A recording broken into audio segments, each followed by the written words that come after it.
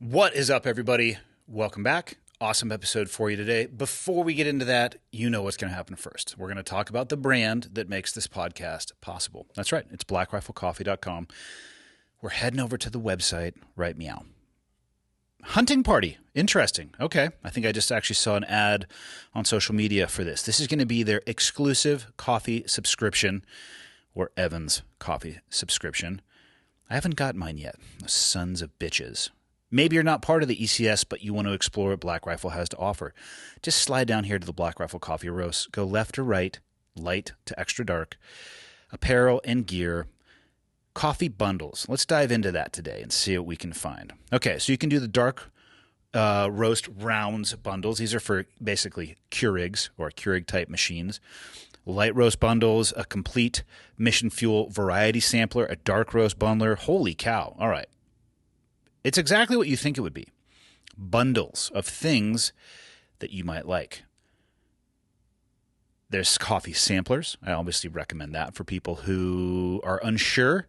There's the social media right here at blackriflecoffee.com. And then, of course, you can go to an email list as well. That's it on the business side of the house. Let's talk about my guest today. Born and raised, mostly, not far from where I'm sitting right now. And had one hell of a road to becoming I don't know if he would say a country or a rock and roll. I think he would say more of a rock and roll musician. His name is Tim Montana. Born in the Flathead, raised partially in the Flathead. And you want to talk about a story full of hardship and, what would be the best word to describe it? Difficulties from a child perspective. Holy cow. Then moved to Butte, Montana, or as I like to call it, Butte, B-U-T-T-E, which is east of the Flathead Valley, for those of you not familiar with the geography of Montana.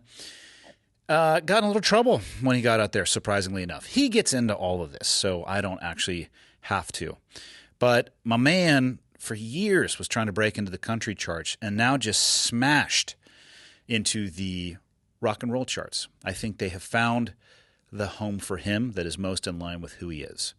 Episode number 346 with Tim Montana. Enjoy. Okay, got the red smoke.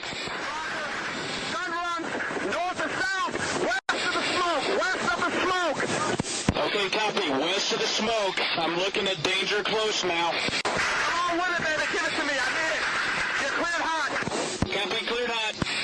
Michael, Tim was saying... from those 6 push-ups I did. Are you? No. A little winded, perhaps. A little winded, yeah.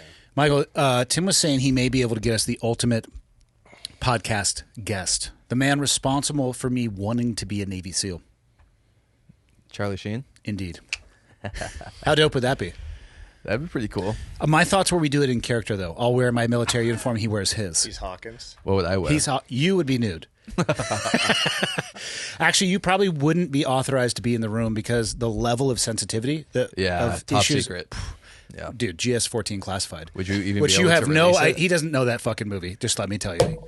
No, I don't know what you're talking about. He I don't know what he does with his time. He reads poetry and stoicism books. He's going to send me... He sent me a bunch of scripts that he didn't want in storage. So he sent me Young Guns, Navy SEALs. Please have him autograph the Navy SEALs one. I will buy that from you for several dollars. Pull that mic closer to you. But then he said... Goddamn, you're a musician. You understand how microphones work. I didn't know we were rolling yet. I never tell people when we're starting. Okay, but then he's got the handwritten ones that him and Bill Paxton would edit. He's like, we'd be done with set at 1 a.m., and we'd drink beer from 1 to 7 a.m., and tear the script apart. He left out the copious amounts of cocaine. Yes, I'm sure that was going on too. But he said he rewrote it, and he's got a notebook with it. And he goes, it stuck because they knew the director of photography. So he's like, we'd go to him, convince him to change the script, and we'd roll. I will put that shit in a glass case and metal safe. Double firewall protection. If we can get Mr. Sheen, that would be amazing. Yeah. I have so many questions about the filming of that movie because I went back as I obviously was there as a student. It's kind of a prerequisite for going back as an instructor at some point. There were nobody who was active during that time period was still around, but there were tales, legends of the crew working their way through Coronado and visiting the center and doing workouts with the students. But did they film some there, Coronado? They film most of it. Actually, it seems like it occurred on Virginia Beach, but I know they at least visited.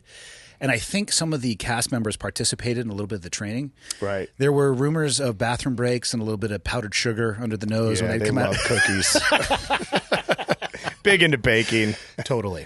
Dude, I know where we should start. Yes. Tell me about that time you stole a man's truck from the Bozeman airport. Oh my God, that was amazing. So, and That was like the last time I saw you. You were dealing with this. Yeah, and that got picked up by all the news around the state. And now I still go to the airport, and the Bozeman Airport Police are like, steal a truck today, Tim? I'm like, ha ha. So my nephew Steve, he's a Marine, retired. He was flying in, and I was driving to the BZN airport to drop my vehicle, which was a Yukon. Said, Steve, take the Yukon and drive it back. So it'd only be parked 20 minutes. We literally didn't pass each other in the airport, but we almost did.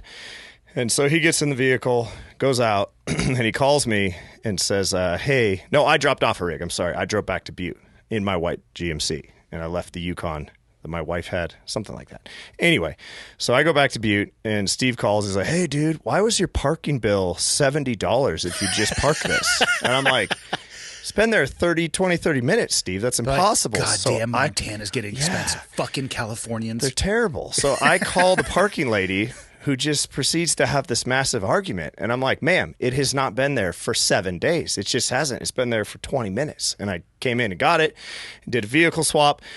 And she's like, this and that. Yes, it has. I got a picture of your plate. Now I'm pissed. I'm like, your cameras are wrong. I don't care what level of security you have. That vehicle has been here X amount of time. And she's like, nope, bill's sticking. So I'm like, okay, so I'm pissed.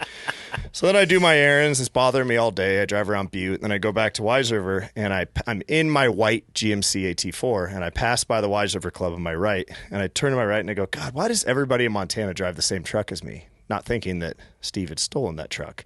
And I go by, and then my second thought was, where's my Yukon? So when I get to the house, I call Steve. I'm like, hey, where's my wife's Yukon? And he's like, oh, it's parked out front. I'm like, didn't see it. Okay, whatever. Hang up. 16-year-old daughter. She's working at the club. Steve says, take your dad's truck home. She gets in the truck. All day I'd been pondering what these weird calls were about, all these weird thoughts. And she pulls in the driveway, walks up into the house, said, Dad, whose truck did I just drive home? And that second it clicked. I'm like, truck, that son of a bitch grabbed a white truck that looked exactly like the white truck that I already had and left the Yukon. And in Steve's defense, he went, opened the gas tank, there's the keys, opened the door, there's empty coffee cups and car seats. And he's like, this checks out, and drives all the way from Bozeman to Wise River, which is not 20 minutes. It's about 130 miles. Yeah. And ends up there. So then my first call was the police. I'm like, I have a stolen vehicle. Great. So I call the cops, and I'm like, hey, we accidentally, and I kind of name drop pretty hard. Like, hey, Tim Montana, singer, blah, blah, songs. I just try to, hey, I don't do that very often. Borrower of vehicles. Yeah, anyway. So the cops are like, the one cop was laughing. He's like, you're going to have to call the airport police. Call the airport police. They had no sense of humor about this. They're like, God damn it. This happens once a week. You guys have your buddies fly in. Are you serious? Oh, yeah. He said it's a huge thing. And he said then he has to go tell the vehicle owners if they get pissed and they land and their car's not there. Because he said, he's like, some guys will pick up cars, leave them in the gas tank, or get the keys in the gas tank, and drive 4 hours to a ski lodge. And then dude lands and goes, where's my car? Reports it's stolen. He's really mad and wants to press charges. And the cops have to get in and kind of mediate and be like, hey, this wasn't actually a theft. It was accidental. So the cop said, you have to return that vehicle now unless you get a hold of the guy that owns the truck. Was the guy that owns the truck even aware at this point? No, not aware. Yes. I get in the truck. Mystery theft. Yes. I get in the truck and I'm laughing. I'm like, hey, Steve, these windows are blackout tinted. There's custom exhaust, a tonneau cover. You've driven my truck 10 times. How did you miss these details? How loud it is. Because he wasn't looking. Yeah, exactly. So I get in, find a checkbook. Dude, Helena, Montana. So I call, no answer, text. Hey, it's an emergency. Can you call me? Dude calls me. There's like Mexican music in the background, partying going on. He's in like Mexico partying with his family. And I was like, again, hi, this is Tim Montana, the singer, Hillbilly Rich, all this shit. And he goes, I listen to the song on my boat every summer. And I'm like, oh, fuck yes, fan. Perfect. Check the box. Yeah. Hey, we stole your truck and drove it to Wise River, Montana. And he's like, no way. And so we have this big conversation. He goes, brother, I ain't back till tomorrow at 10 p.m. Just put it back, and this is the coolest story ever. I can't wait to tell my buddies. So we bring the car back. Of course, I just paid his parking pass and filled his tank. Of course. Obviously, you're going to top it off after that one. Yeah, it was topped off. I filled it full of Wise River Club T-shirts, Tim Montana T-shirts, all the swag. Wrote him a handwritten letter. Sorry for stealing your truck. Yep. To this day, he still texts me, and he texts me his parking spot and a little emoji laughy face and says, "You know where the keys are. Let me know if you need it." We still text back and forth. Who still leaves their keys in the fuel cap? Half of the Bozeman airport. I'm going to be flying out of there next month. Just grab a car, dude. I don't want to grab a car. Truck. I just want to test to see. It's a thing. And then what I want to do, God, this is immediately where my mind went. I want to find similar cars and switch the keys out that are in that's pretty the funny. gas caps. That is clever. On different different rows, different sides of the airport. So it's not really theft. I'd call it fuckery. Yep. Which I don't know what criminal Grand theft fuckery. I don't know what criminal charge that would fall under. Mischief. Does your the AT4, is that a Chevy? GMC. Does it have a door panel with buttons that you can use? No, just the push button. If you have the fob, it'll unlock. So people can like whatever cars they want. I have been driving Fords for a while. One of my favorite features is I leave my keys in the vehicle because the door code on the side, you can hit the two buttons and it'll lock it, and you have a combination that you can open. Oh, that's cool. Dude, I never have to worry about where my keys are, or I can open it from the app on my phone. Oh, that's cool. Yeah. Other than it's a Ford, that's cool. Yeah. I've heard horrible things about Ford. I've had great experiences. I've driven every, I think, truck manufacturer. Yeah, I've been a Chevy guy since I was a kid, and tomorrow I'm announcing my brand partnership for the next year. So this won't come out until after tomorrow. Who are you going with? Chevrolet. Okay. Yeah. How does that work? Do you get a truck? How do they do this? Tell us all the sensitive details you're not supposed to talk about. I have a vehicle to drive for a year. I think that's all I'm supposed to say. You need to negotiate that better. I know. There's more. There's more, but yeah. But it was pretty cool because I grew up working in an auto shop, and it was so funny because there were Chevy guys and Ford guys. Oh, they don't and like we each would other. fight, Yeah. like fist fight. And crazy stuff. And I remember guiding some kid off the lift one day. I'm like, left. And he's like, are you sure? And I'm like, yep. And he drives off. And I'm like, ha ha. I got written up. And all my Chevy guys high-five me. Meanwhile, some customers like, you're a fucking dead man. Right. But so, yeah, it was very competitive as we were kids growing up in Butte, Montana, because it's the fighting capital of Montana. And the Chevy Ford guys and the Dodge guys were like the middle ground, right? We're like, okay, you pick a side, right? But you're okay. You're kind of neutral. They're fluid. Yes, they're very fluid. So then I played a private event for Chevrolet in Nashville, and all these country singers showed up. And they're like, hey, my granddad drove a Chevy and this Chevy. And I was like, I'm going to go a little harder. And I got up there and I told the story. I used to fight Ford guys at Auto Shop in Butte. And I played Eminem, Zeppelin, all these hard rock songs. And we headbanged and knocked shit over the stage. And I get off stage and this guy comes up. He's like, hey, my name's Scott. I love that. Can you do it again tomorrow for a bunch of executives? And I'm like, yeah, who are you? He's like, Vice President of Chevrolet. And I'm like, no shit. Perhaps we can consider this. Yes. So I played the show the next day. He's like, do exactly that and say the same shit. And these Chevy guys are like, yeah, cheering. And then shortly thereafter, they offered me to come on as an official brand partner. Not partner. I can't say partner. Ambassador? I don't think they like ambassador. I'm working with... Yeah, they have some interesting verbiage. Weird, right? How they get Yeah, they're a big company, right? And I've done ambassador deals with a lot of companies, but this is the biggest. So I was going to ask you about that because I played the sponsorship ambassador game now for a good decade. Never with a brand that size. How has it been? It's a process. My first post is going to go out this week or last week if they're listening, next week. Yeah, a week or 2 weeks from when this comes out ago. I have to send it in to a third-party company that then puts their stamp of approval, and then it goes to GM Legal, and a couple of people look at it, and then they reach out to that third party. Then the third party reaches out to me, and I filmed my announcement video a week ago, and it got kicked back because I had a brand on my shirt. And they're like, we can't have other brands. Oh, interesting. Very, very strict because it's working with a big company like that. I mean, obviously they have more boxes to check. So, and I've got to be very careful with my verbiage. You can't drive on seatbelted stuff, normal stuff like that. But you would think people think of that. I've got a good story for you. How do I tell this? I used to work for a guy who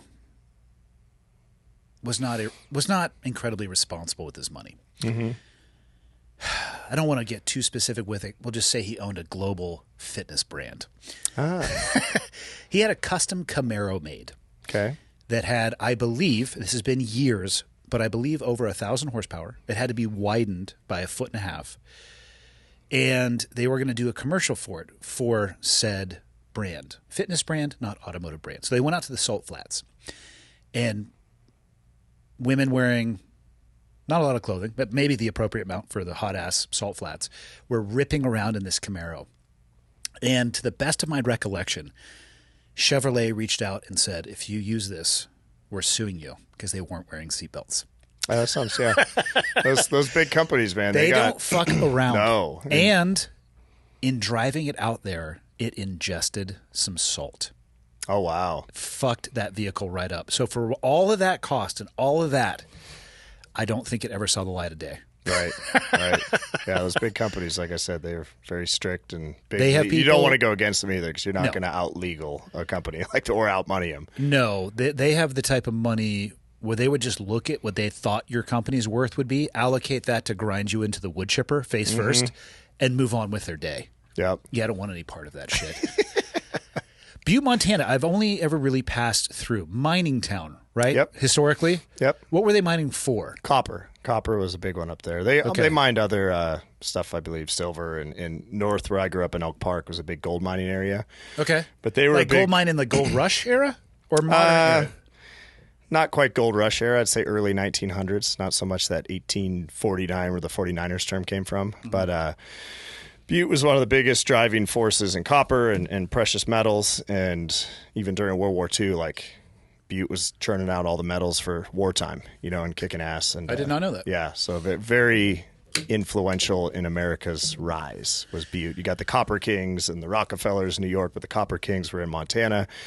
And they made all that money and brought the railroads in, and a bunch of New York City was owned by one of the Copper Kings, and it's pretty wild when you look at how much money they made in Butte. And it was terrible because chemicals and all the stuff they did to the soil. So Yeah.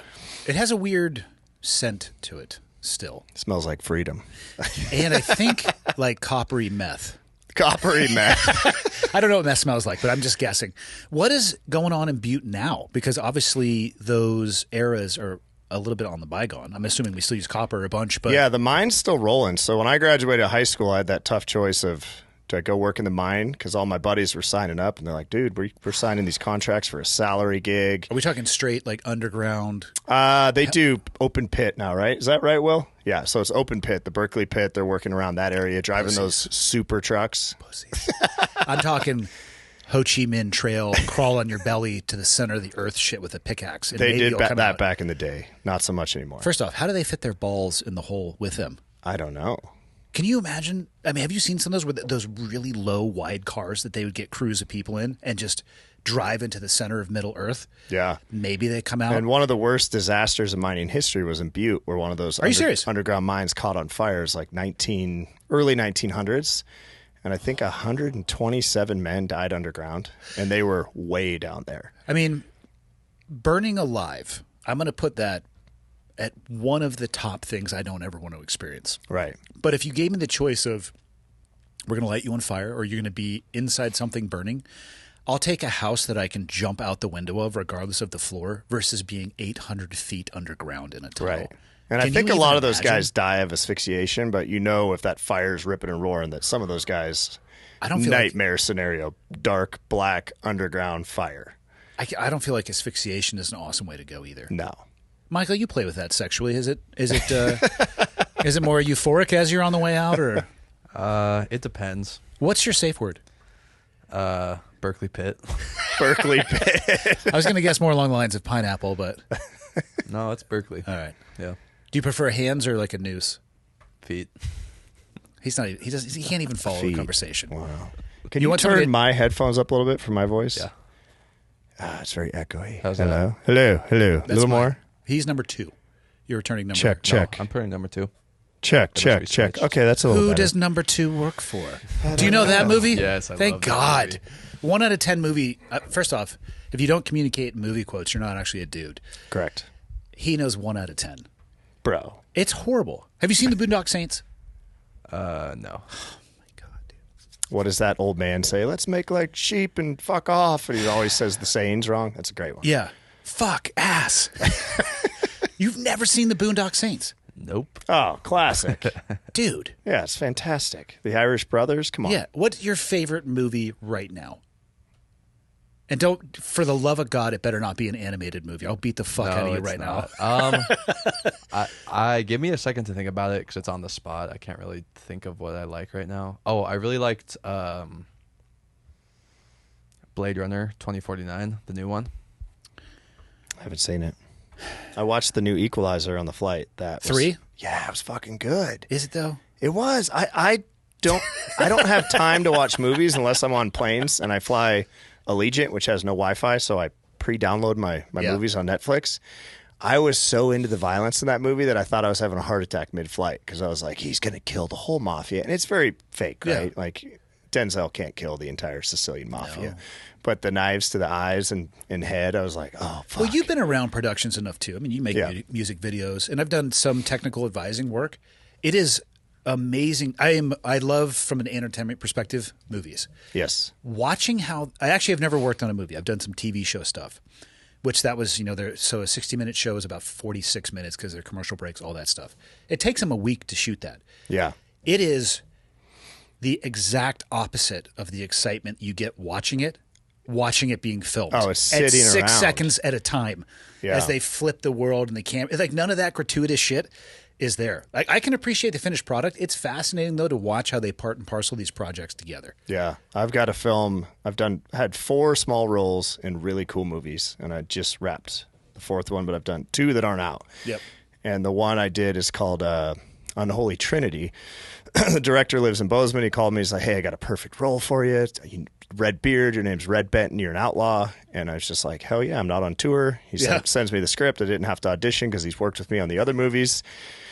I didn't ask any questions about who was in it, and I show up, and I'm like, there's Pierce Brosnan, there's Samuel L. Jackson, and my scene was with Sam. And I can't give the movie away, but he pulled my hair, and it was pretty rad. And I didn't, and it doesn't end well for me. So, and that scene, your days of work will be 8 seconds. Yeah. It's so fascinating how all that stuff. Oh, we reshot the pigsty scene where I get in this brutal brawl with this kid, and I'm beating the shit out of him. But I trained with these dudes, the stuntmen, the day before, and they got all, another another musician thinking he's an actor, thinking he's a stuntman. And I'm like, no, I'm not a stuntman, but I like the physical. I was the worst wrestler on the best wrestling team in the state of Montana, so I've been pounded on the, hey, right there, bud. But we shot that scene over and over of us rolling through the mud in the pigsty. And was he cool? He was. He was very cool to me. Now, he came in for about 10 minutes. That's what the A-list actor does. Yes. He rolled up and I Prepare was the like, set for me. Yep. And I just heard, where's Tim at, with his booming voice? And I'm like, no way. And he came over and he's like, I'm going to pull your hair. How hard do you want me to pull your hair? I was like, Mr. Jackson, as hard as you like. I've been waiting my whole life for you to murder me. I just gave it away. I watched an interview with him one time. I think it was either him or Denzel Washington. And they essentially said, I'll give you a maximum of 3 takes. And if it's beyond 3 takes, I start having questions for the director. He's like, I know how to act. Yes. Yeah. And I'd heard that about guys at his level. Like, if the director doesn't have let's do one more. He goes, no. Yeah. No. I can't. Yeah. Yeah. That's he cool. was super cool. And you guys filmed that in Montana? Yeah. At the movie ranch, the Yellowstone movie ranch over there by Chico Hot Springs. Yellowstone, like the Yellowstone as in the TV show? No, it's a old western town they built. So if you go to Livingston and head like you're going to Yellowstone Park, you'll see Chico Hot Springs, and you go left to Chico Hot Springs, and then you go past there, and it's an entire old western town. My buddy Richie Gray, the director, and his partners built. Yeah. And I've done 2 films there, and then one at the Livingston, like Marlboro Ranch. Okay. I think I drove by the ranch they use for the Yellowstone TV show the other day. Yeah, that's Hamilton. Where is that? I was driving south. Different part of the state. I drove to Lake Tahoe. I basically went due south from Missoula. Okay. Or actually, maybe it was the Yellowstone Ranch. You know what? I drove by the Yellowstone Ranch. Yeah. Yeah, it's in Livingston. Okay. Yeah. How awesome is it that, I mean, you must be pumped as a native Montana that they made a show called Yellowstone. Brought a lot of people here. Mixed feeling. Well, what sucks is they were filming 1923 in Butte. But they pulled the production. Taylor put it in Texas now, and I'm like, dude, and I get, I'm sure there's more reasons than we'll ever know, but so many people moved to Butte, and it was this moment where, like, Butte's going to have its come up. Resurgence, It's just like that. They're like, we're pulling it to Texas. Taylor wants to shoot it there. But I heard they're going to come back in the fall and do some pickup scenes. But Butte is such a... Is 1923 the predecessor to Yellowstone? Yes. Okay. Yes. I bet you that came down to money. I bet it did. Yeah. I think the film incentives, and I think Taylor bought his own movie ranch in Montana. I mean, Taylor, Texas. That's what I'm going to do too. Yeah, Taylor could buy Texas at this point, I'm sure, if he really wanted to. Me too. I'm right there. I'm going to write a check for it. It's going to bounce, but I'll write that check. Yeah. Why do Montanans hate Californians so much, Tim Montana? I think, and I deal with it as a bar owner all the time. I'm from California, motherfucker. So is my wife. But she's been around Butte long enough. Michael is from Montana. He's never left. Wow. That's not true. I actually was with him the first time he left. You grew up where? Butte. Oh, shit. What year did you graduate? Well, I 2021. No. You didn't graduate? I was in Butte till 8th grade. Go to East Middle School? No, I went to Ramsey. Oh, you went to Ramsey. K-8, yeah. Right now I'm deciding if my kids are going to go to Ramsey or East. They absolutely should go to Ramsey. But hold on. Really? Hold on. Yes. What is the mascot? Rams. Okay, what's the other one? I don't know what East. The Ramsey How many kids went to Rams? school there? Not a lot. My class size was probably 20 something. Okay, because my kids are over the Wise River School because there's 8 kids K through 8, and my sons are the only males, and everybody else are little girls. And my boys came from the Nashville School District, which is a big bustling school, and they're just like, "Hey, Dad, we are done with Little House on the Prairie." They keep saying, "Why do we always have to chase your dreams and suffer?" And I'm like, "Jesus Christ, guys!" Your children say that to you? Oh yeah. How old are they? 8. I have a 3-year-old, 8-year-old, 12-year-old, and 16-year-old. I would withhold food. I should. Yeah. I don't know. I'm not giving parenting advice, but I would advise you to withhold food. Yeah. I have 3 children. They challenge me a lot. So I'm in birthday season right now. My middle son turns 19 next month in a couple of weeks. He's going to head off to college in Bozeman mid-August. And my oldest turns 21 in October. And your hair will be gray soon. Yeah. Yeah. The teenager. Yeah. It's difficult. And she works now at the Wise River Club. Your 16-year-old daughter does. Yes. And you are a ballsy man. I know. I was like, all right, we don't work with family anymore. This and that. And I put her in there. I just mean assholes being a dick to your daughter. It's a good community up there, right? And yeah. Will's one of them sitting over here. Like, they keep an eye on the place when I'm gone, and it's kind of a no bullshit kind of place. And it's not me you have to worry about. And that was the thing, which I'm kind of changing subject. But when we bought that bar, we didn't buy a bar. We bought a landmark. Yeah. And this place, some people could give 2 fucks who owns it. They're like, I've been coming here. My dad used to come here. My grandpa used to come here. My great-grandpa. We're kind of like this weird stewards of this piece of time with the Wise River Club. So it kind of, in a weird way, polices itself because you got all the locals up there that are no bullshit ranchers and hunters and stuff like that. And so we've not really had any fights. You know, we did have a crazy person taken out, but you should have your daughter just get her like a spray bottle of like pepper spray, just a or a Glock.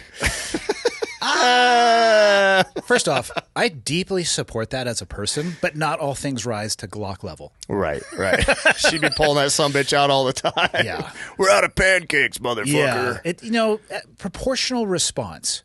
If somebody were to say to my daughter, "Hey, nice tits," they're probably going to get open-handed. Right. They touch my daughter, probably going to get the living fuck beat out of them. Correct. And somewhere in between there is, but I just don't know what that would be. Right. But it's funny because last Sunday she's in there waitressing. She has a teenage girl meltdown because there's too many tables. And here's the other goal is these new age kids are not good at eye contact, human interaction. She was getting at that age where she's like, "Hey, Dad, will you go in the gas station and get my water?" And I'm like, "Here's the cash." She's like, "I don't want to talk to people. It freaks me out." And I've noticed her friends are like that too. Unless it's their friends, they don't want the one-on-one interaction with a stranger. So my wife and I are like, let's start her waitressing. Yeah. And we've seen great things. She'll come up and be like, "Oh, that table gave me a $20 tip, and these people are from here." And so she's growing this budding personality. But imagine if you hadn't done that. Right. So let's fast forward that. Let's say that I have kids in that generation too.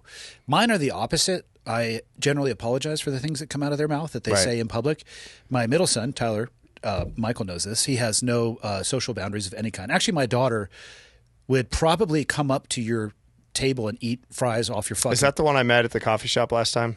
It was my daughter. Very hyper. Yeah. She'd come up and... She was awesome. She would just like grab your burger and take a bite and be like, that's on the house now. But their cohort, that's a real thing.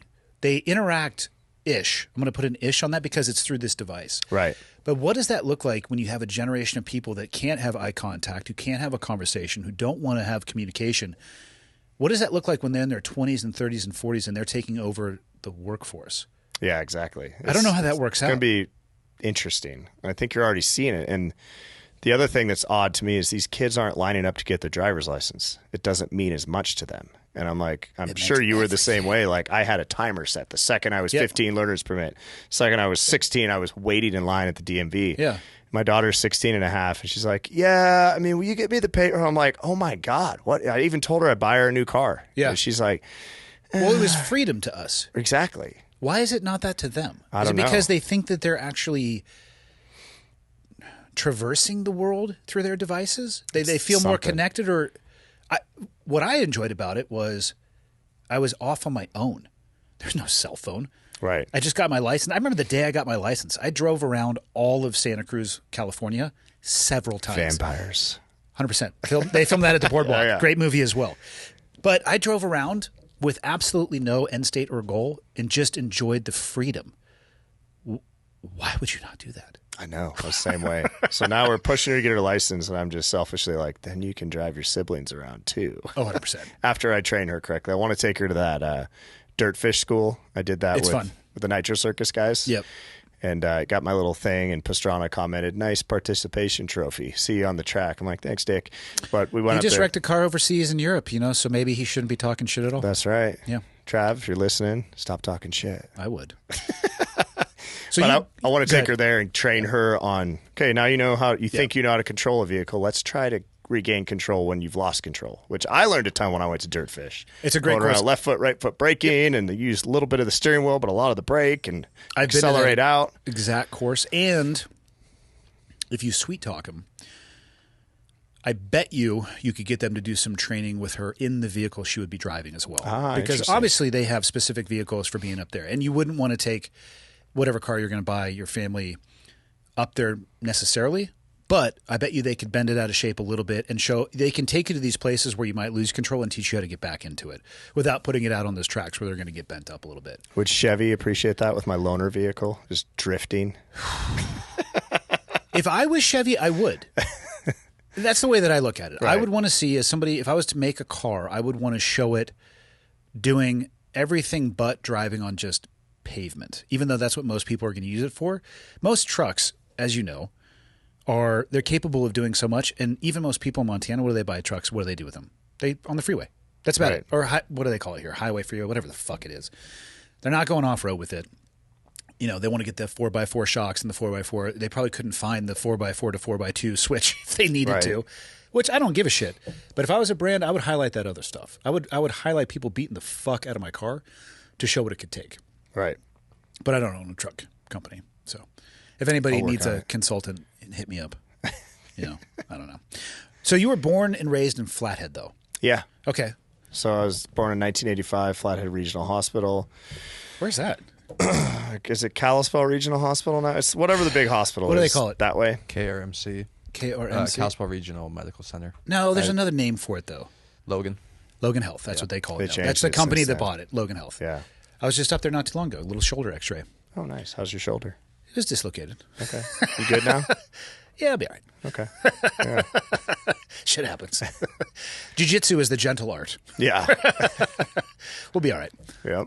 Okay, so that's 5 miles from us right now. Yeah, so I was born there, and then I just drove by St. Matthew's Catholic School because I was a Catholic school kid from preschool. Is that on the left as you're driving up Main Street? Yeah, like right here, Okay. there. Main Street, right, yeah. Right I haven't there. been back to Kalispell, but maybe 6 or 7 times since I moved out of here when I was like 12 or 13. So I was driving Will around. I'm like, dude, here, the music store, this and that. But we went to Catholic school, and then we lived above a pawn shop gun store called Pac-Man's on Highway 2 West. It was a big Quonset hut. And if you lived in Kalispell during that time, you knew about this building because we had an amphibious duck from the Vietnam era in front that was massive. So people would always be like, oh, the camo duck in front of the gun store. So we lived there. And then when I was about 6, we moved off-grid in Kyla up on Truman Creek. What drove... Would you say crick here, not creek? Crick. That's an indicator that you're from out of state if you say creek. I mean, is a creek just a small flowing... small river, essentially? Yeah, but they say crick up here. Okay, I'm just like the Flathead River is a river. Correct. Right? Yes. So a crick would be a smaller water source leading into the river? It's the same as a creek, yes? Yeah, correct. God damn it, Michael, look up the fucking definition of creek. Creek and crick. I'll call it a crick, but now I need to make sure I'm applying it to the right thing. I might be calling And it a pond or I crick. battle with this because I lived in Nashville for 17 years, so I got trained on crake, y'all. a holler, and then I come back up here and I see the locals in the bar when someone says, I was down at Jerry Creek. They're like, oh, Creek, where are you from, California? I'm like, oh, shit, string them up. What's it called, Michael? What's the definition? A stream, brook, or minor tributary of a Okay, river. so a stream. That's all I need. Correct, Okay. yep. Also known as a crick. Do you need glasses? I have my contacts in, but sometimes You squint. they get funky on me. All right, I was just Spanking it checking. too much, bud. What's that? Spanking it too much. Makes you go blind. Have you ever seen the movie? okay. Hey, have you ever seen the movie Casino, Michael? Come on, Michael. No. God, I can't even give you the fucking reference of the glasses that I will buy for you. The huge The one De Niro square wears? ones. Oh, yes. yeah. Those party. Get a picture, pull a picture up of Robert De Niro wearing glasses in Casino. And I will buy these for you if you promise to wear them. Okay, hold on. Let me. What are you doing over there? I was seeing if just Casino would bring it up, but it wasn't. No. De Niro glasses. Yeah, Casino, Robert De Niro glasses. Let's look at this together. Pull that shit up on the TV, Michael. I will pay for these for you if you promise to wear these during. Wow. Yes. Will you do it Like during an Andy versus Michael. at all times? That while dude you're- will have you killed. Yeah, at all times while we are doing episodes. I'll get them prescription for you. Yes or no right now. Sure.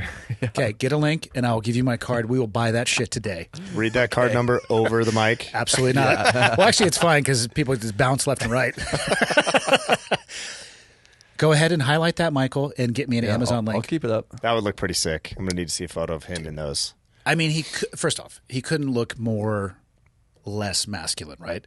So it's not as if More or less. I know. I was More trying to give or you less or more or less? He couldn't look less masculine. I let people got work it. their way through Space. that pyramid. Yeah. Yeah.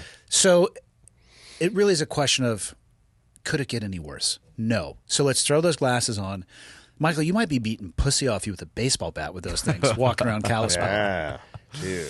And Very possible. I'll make sure you get paid slightly more money if you wear those while working security at the coffee shop. That I will not do. One time. Wow. One time. Whose phone? Maybe. That's all right. Who cares? Okay. Why'd you guys decide to move off grid? I had a stepdad that was a very paranoid militia type fella. And How did he get into that? I don't know, man. So I have a very interesting past, and he came into my life at about 5 when my birth father went away. My birth father took me from my mom to Spokane, which was illegal. It was like a split custody, and he was supposed to get a Yeah, you weekend. can't cross state but lines. he decided to leave and lock me up. Oh, like he Yeah. was like gone. Yeah, my mom tells me little pieces of this as I grow up. I'm like, Mom, can you tell me the whole story? I'd like to know about my abduction. Yeah. And she told me just yesterday, she's like, I called the judge screaming I knew he'd take Timmy. And the judge called my birth father, whose name was Tim as well. And apparently Tim yelled, fuck you, and hung up. And he's like, you better return that kid or we're coming for you. And he yelled, Yeah. fuck you. And then it was game on. So then all of a sudden they got the Washington police involved because I was in Washington. And took me to foster care. I remember that. That was kind of a weird time. I was like 5, like, where's my mom? Why am I here? Took me to a foster care facility. I don't think it was long. And again, my mom doesn't give me 100% of this story. She likes to redacted. Why? I don't know. She's very I mean, how old are you now? 39. I think you're at a place where I you think can I'm probably ready. handle it. My siblings tell me more about this because my closest sibling in age is 15 years older than me. Oh, okay. So they lived this and have more memories of my father than I did. But I remember she picked me up in a motorhome and she had her new boyfriend. And then we went back and he was not a good person to us either. But he was very paranoid, militia, abusive. I don't know if it was him owning the gun store because I just remember we had Norinco AK-47s, SKSs, Mac 90s. He was a big dealer in those in that. It had to be between 90 and 95, and there was a big militia movement happening. Like I was telling Will today, I was like, dude, I lived in the remote wilderness of Kyla, and there was Vietnam vets holed up, and I saw school buses buried full of machine guns and rocket launchers. When I was like 7 years old, I'd go to these places, and I'm like, holy shit. But I also didn't know different. I kind of thought, oh, maybe this is normal. But I think at some point he thought his phone was getting tapped at the gun store, and he might have been doing something questionable. I don't know if he was selling without a license, this or that. He's gone out of my life now, thank God. But then we moved way off grid in Kyla up on Truman Creek, whatever you like to call it. And it was a Creek, obviously. Yeah, generator shed out back. We'd start that generator typically on Sundays to vacuum. So Monday through Saturday was lanterns, candles, and I had early memories of television and video games before we went off grid. And when I went off grid, I got handed a guitar, and there was no TV in the room. It was lanterns, candles, but a lot of weapons training. We'd shoot those AK-47s like crazy. And then he'd train me on the dust cover piano spring, break it down, 7.62x39, put it back together. I was like 6 doing this shit with these other guys and kids that were militia kids. Fuck. Yeah, so it was I learned a lot. But living in that level of fear at that young of an age was... What was he... So was he kind of... Was that fear or his anxiety, you could choose the word that would fit best, did that cascade down to you guys as well? Yeah, 100%. It was not fun. And then he was an angry person and a drunk, so when he'd get drunk, he'd start beating on us. And so it was a very dark, getting through that and kind of looking back, I was like, holy shit, like that was wild. And, I think that's why I'm fascinated by the military culture, because I had a taste of a very unhealthy... Militaristic. Yes, militaristic madman. And it was interesting. A few years ago, I went on tour in Alaska, and I played Anchorage, Fairbanks, a couple different towns up there. I love going to really remote places because I grew up really remote. And this kid named Garrett showed up in Fairbanks, and he's like, do you remember me? And I was like, oh, my God, Garrett was the neighbor kid that lived like 3 miles down Truman Creek, and his family was religious, off-grid, doomsday, but not militia. Sure, they had guns, but they didn't have guns like we had. Remember we had a Dragunov? I used to play with that when I was a kid, and I was like, this is sick. It is sick. Oh, yeah. All hollowed out stock and Still stuff. is sick. Oh, yeah.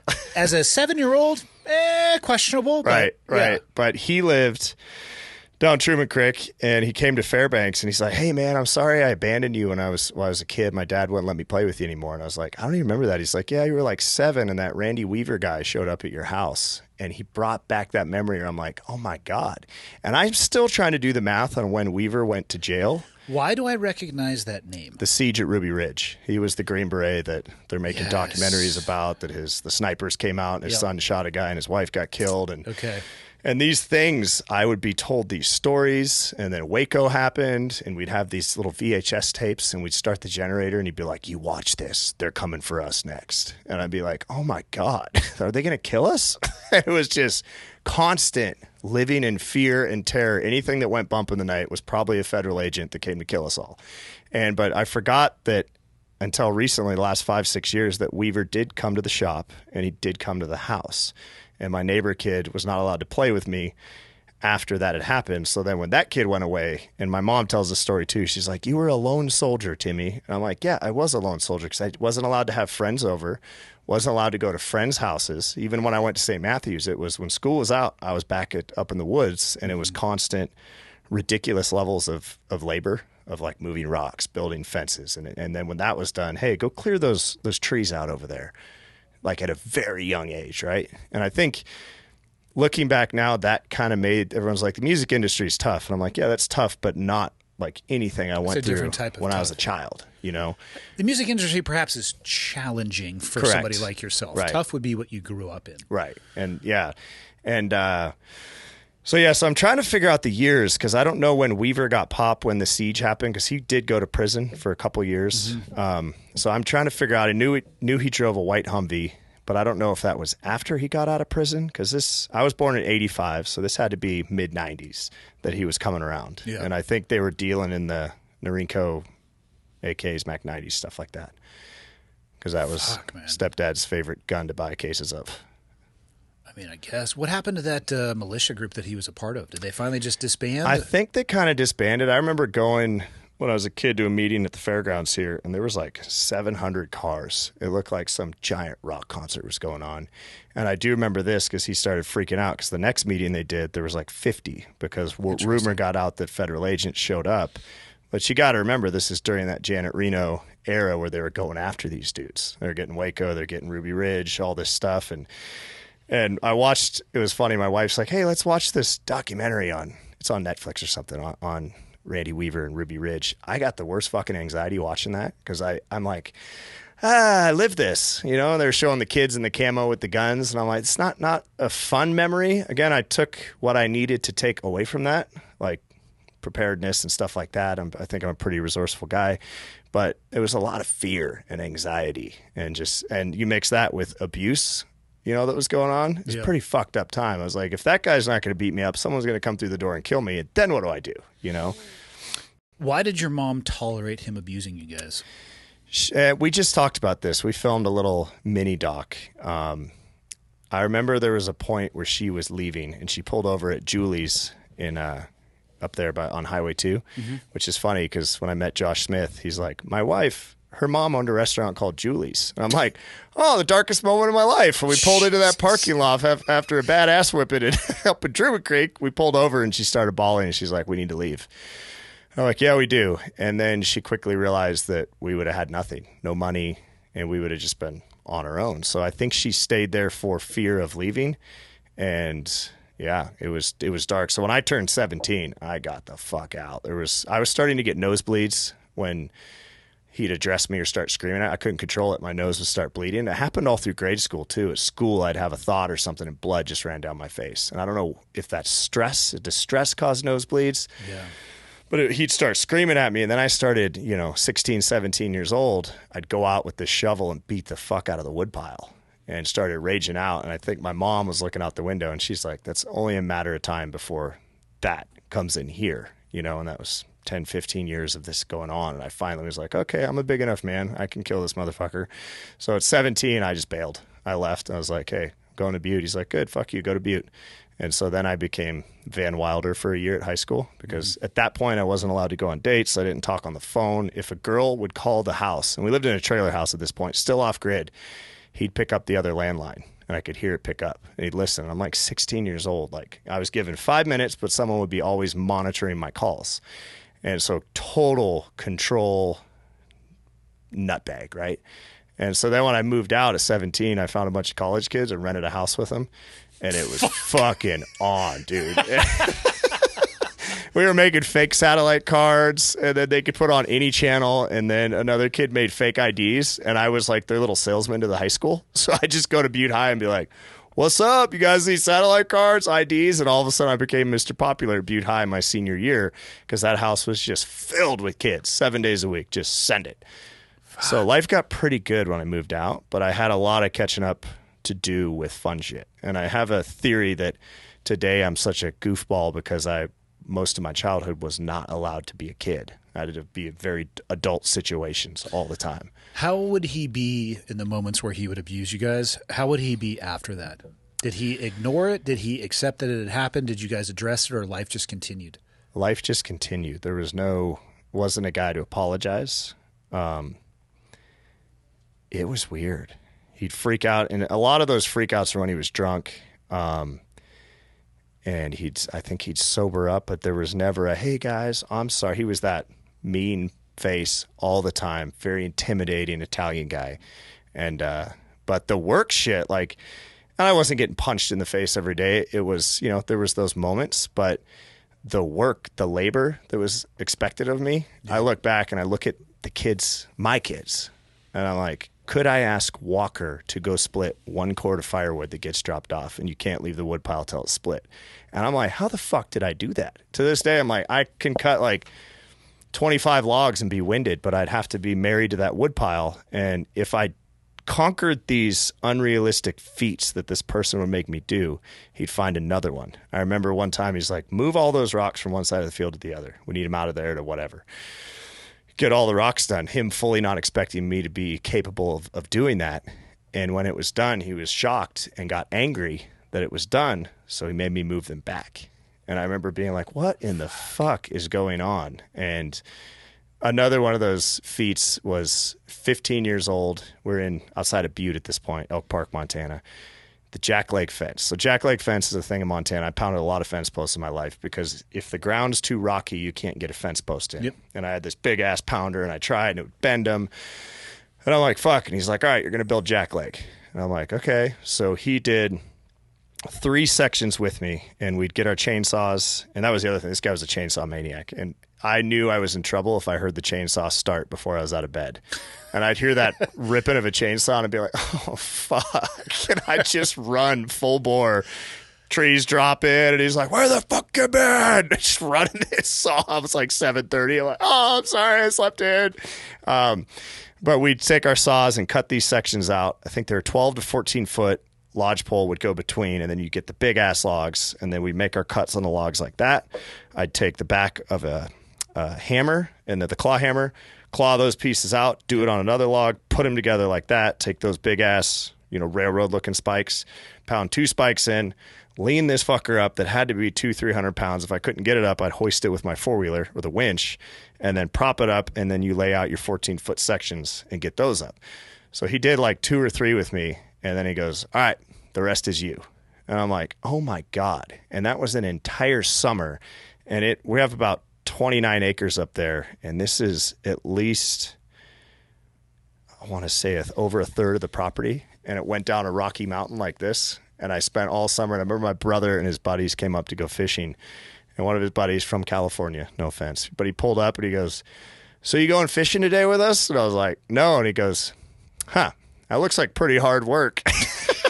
I was like, and I ought to hire somebody to do that. Yeah, and I've harassed, my brother's still friends with this guy, and I harassed him about it 2 years ago. My brother's like, hey, he still feels really bad about that. So your brother came back. Was he aware of the abuse? They were to an extent, but I do have to say I have the hardest time when the holidays are over, because my siblings all have different dad than me. None of them were from my father, who drank himself to death and ultimately died, and then I got the new stepdad. Yeah. They were out of the house. When they would come there, they knew he was an asshole, but when they would leave, it would ramp up. Yeah. So I have this because he was probably bottling it up and controlling himself while they were there. So I have this post-holiday depression that I have to this day, and post-summer, because a lot of my siblings would come up in the summer, and when people were around, it wasn't at the level of when they weren't around. Yeah. So when they'd show up and hang out, yes, he was an asshole. Yes, they're like, God, Mom, look how he's treating this kid. And we'd all just kind of shut up. And he was, everyone knew he was an asshole and he treated us like shit. I don't think they knew to what extent. But when those fuckers would leave, like right after New Year's and shit, I was like, knew I was in trouble because they're all gone. And then he'd bring up a bunch of shit. This went on. You didn't do shit over this. And it was payday, right? I had to pay for the sins of having a good time, and that I had a hard time growing up too.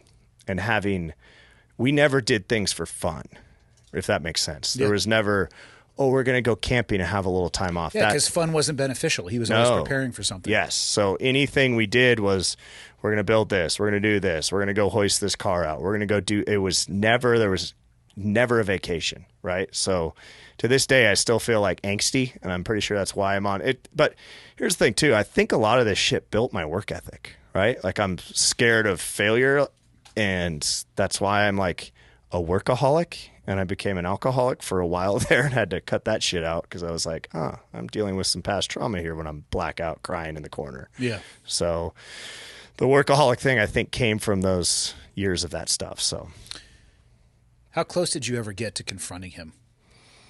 There were some moments where I challenged him and I was quickly put in my place. I'm talking like standing over his bed with a shovel in the middle of the night. Yeah. Did you ever have those thoughts? There was a lot of those thoughts. Yeah, big time. What stopped you? Probably my mom. I didn't say hit her. Right. I could totally whip her ass, by the way.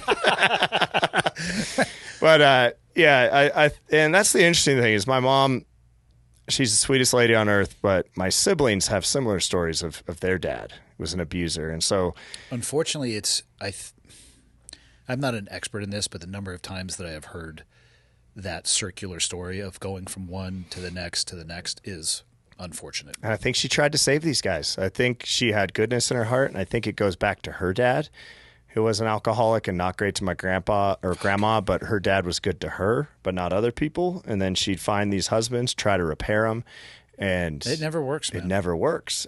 But here's the crazy thing. You think we'd have some trailer park story where my siblings are in and out of jail and this and that. Because I have some cousins that are straight up in Deer Lodge for crystal meth that had, in a lot of ways, an easier situation than I did, but they still grew up kind of trailer poor.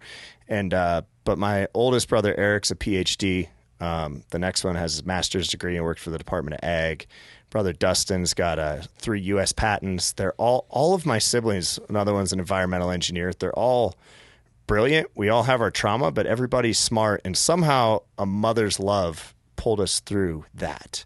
And it's bizarre when I sit and tell people what my siblings do. They're like, what? And then they meet them in person. They're like, how do you guys live that life and then end up like this? You know, so it's pretty interesting figuring out that. Yeah. What was it that finally got your mom to leave?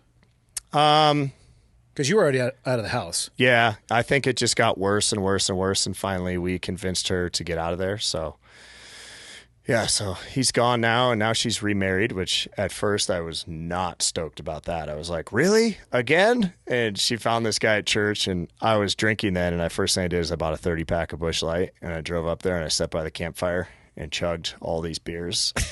Took this guy outside and just finger in the chest and this and that. And my cousin Steve, the same one that stole, nephew Steve, the same one that stole the truck, was like smoking a joint. And I'm not a big pothead, but I said, give me that joint. Took a hit, blew it in his face. And I'm like, oh God, why did the next day I was like, hey, Mark, I'm really sorry about that. That was a little aggressive. I got a lot of trauma towards men in my mom's life. And he goes, I'm glad you got it off your chest, Timmy. And I'm like, well, it was a little aggressive. And he's like, yes, it was. But now he's not a drinker. He's a church guy. He holds the door for her. So now seeing her happy at 75 is pretty interesting. What happened to that fuckstick before Mark? Is he alive still? He is. Yeah.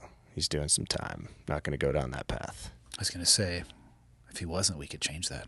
No, he's locked away like he should be. So yeah, but that keeps him out of the grips of certain people. You know, sometimes best, I think, justice. Not legal advice, anyone. In a hypothetical world, sometimes justice is a dish best served cold. Yes. You know, Oh. I'm not saying you should do anything, but I mean, who's to say if somebody does something on your behalf? So you're like, cut, edit. Not at all. Fuck, I don't care. Leave it. I didn't say I was going to do anything.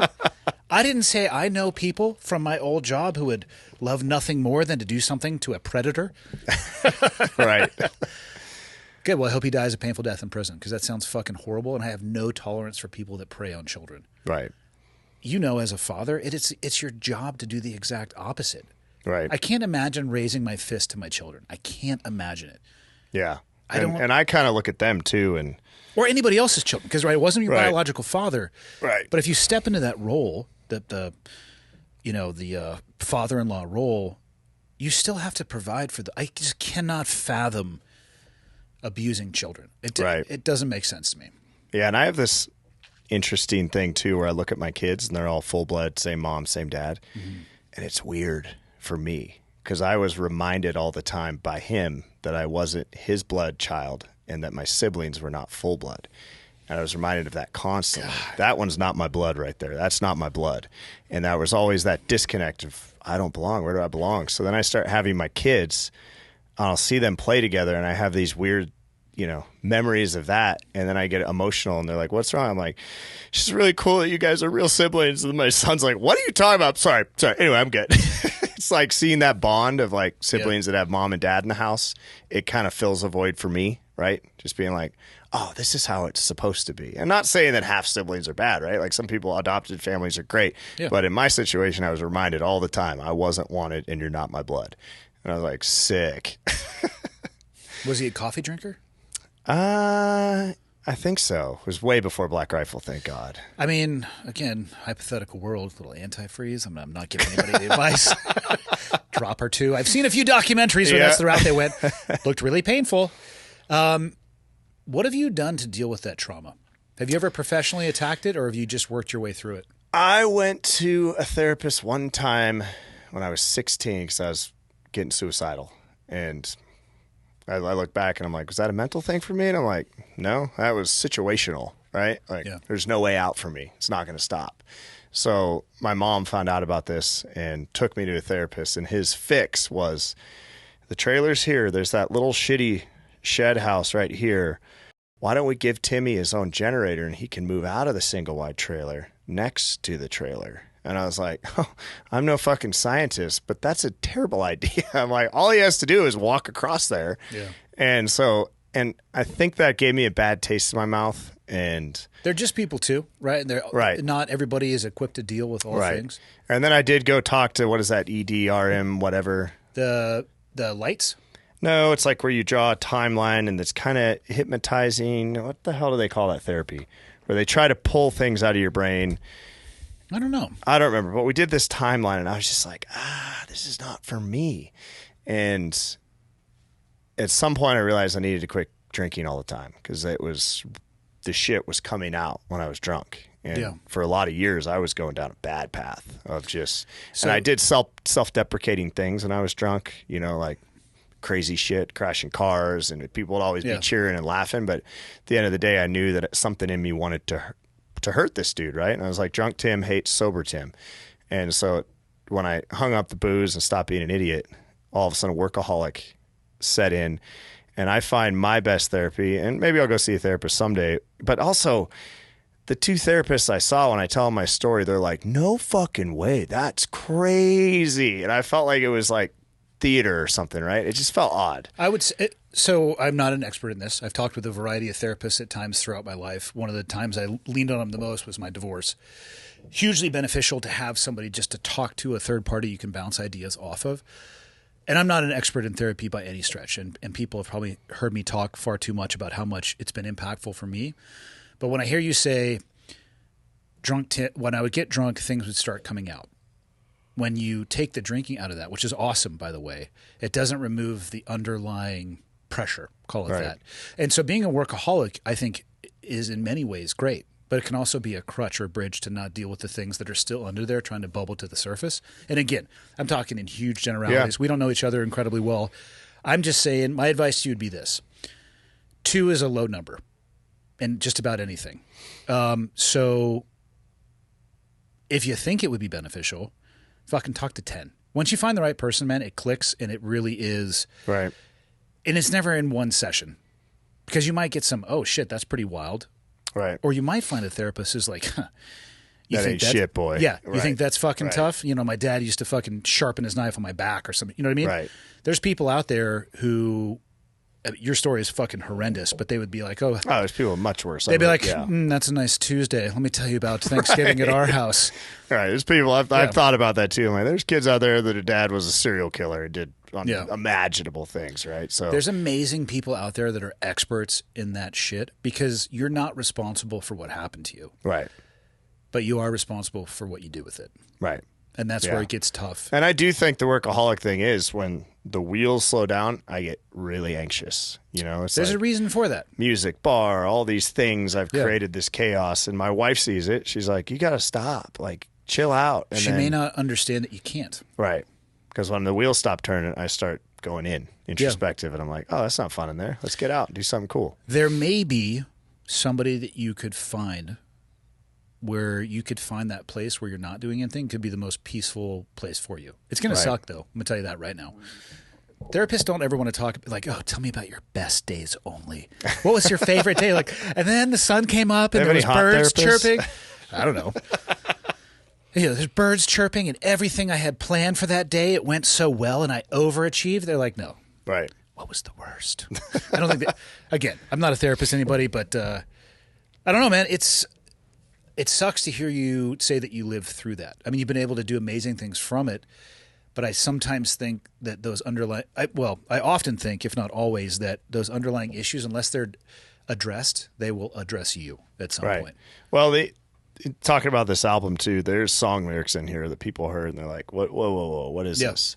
Music has always been my friend. And now that I'm to an age where I'm more comfortable opening up about the childhood stuff. If you listen to this record, I mean, the Get You Some song starts with "Pour white trash from a single wide, survivor of the thought of suicide." Just went for it.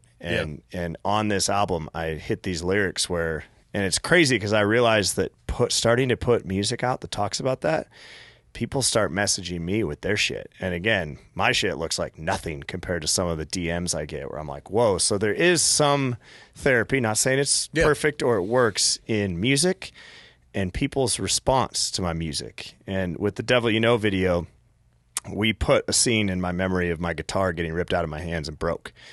And I had my son portray me. And a buddy of mine named Russ that went through child abuse as well is like, can I play your abusive dad? And it was so sure, buddy, whatever works for you. it was so funny because my son, like, he's 11 at the time. He started crying because it got so intense. Like, Russ, whoa, whoa, whoa. And then my wife got on the phone and talked to him, and she's like, let me talk to your dad.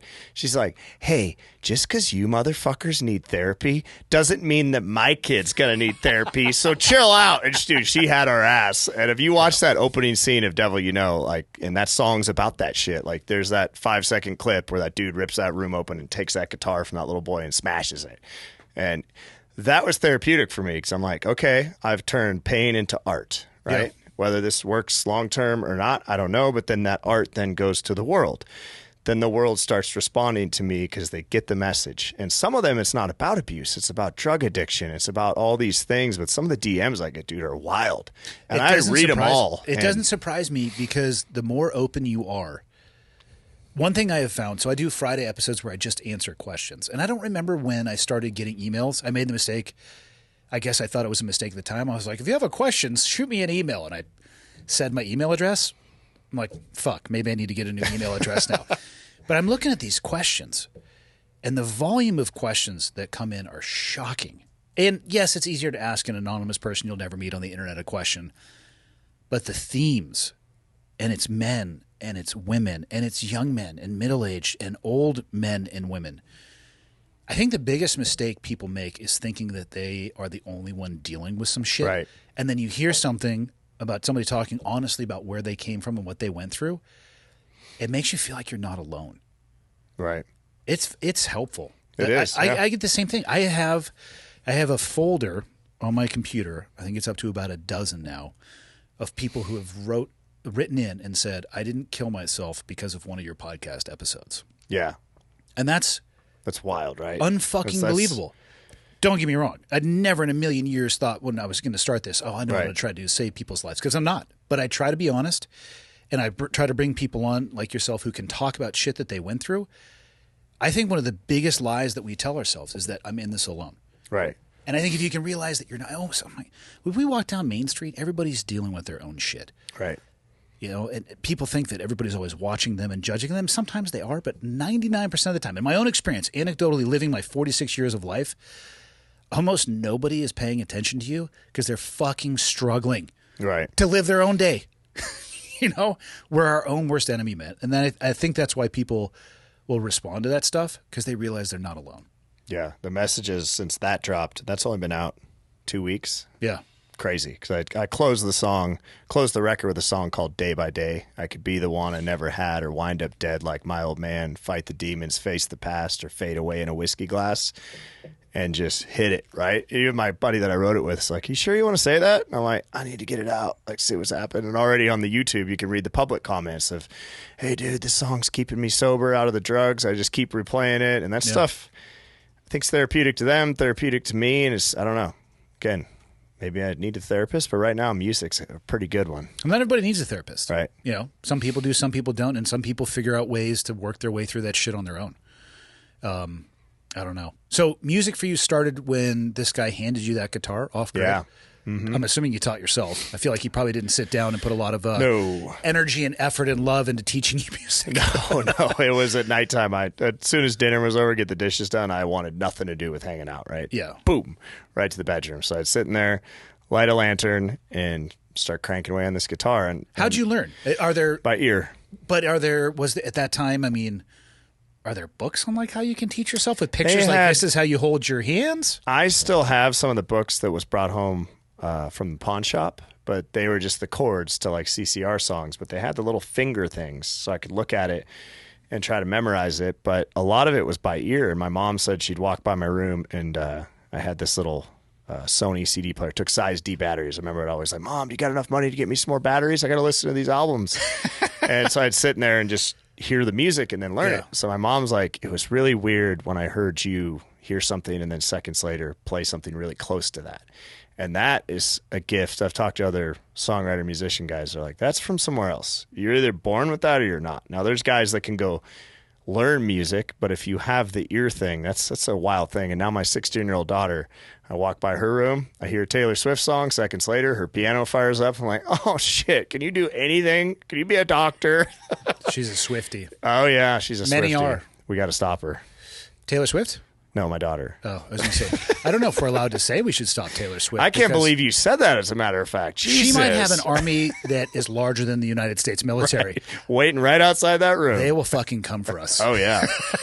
Yeah, but so I taught myself music, and then my brother's legally blind. He grew up here in the Flathead, too, David. And so he had a bunch of blind buddies. So I grew up, it's interesting, my mom was an interpreter for the deaf. My brother's legally blind. So in the Flathead Valley, my mom interpreted at these schools. Yeah. My brother went to the deaf and blind school. I grew up with so many deaf and blind kids.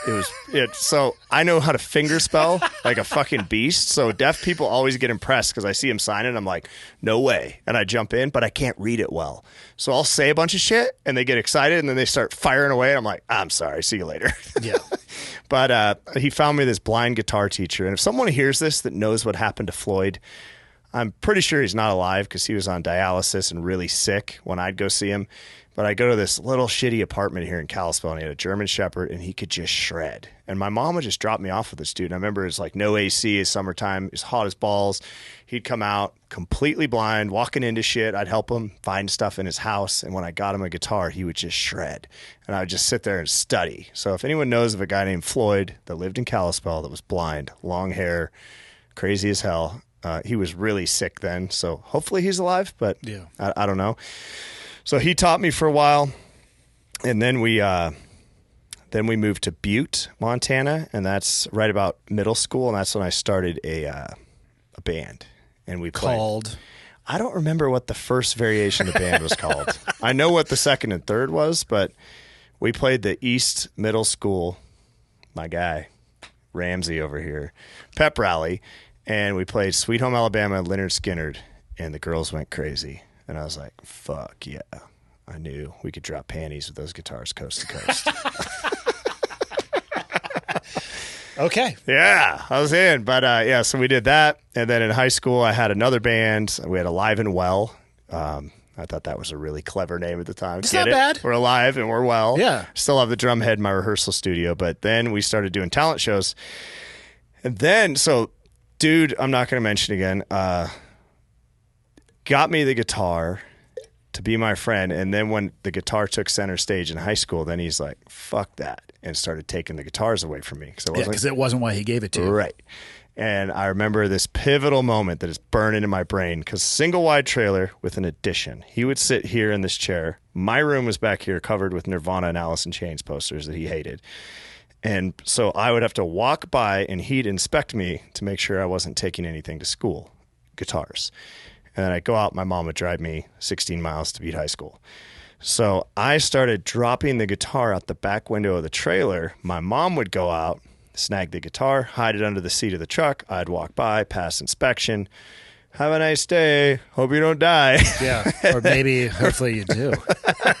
Get in the truck and go to high school. And these teachers, my daughter goes to Butte High now.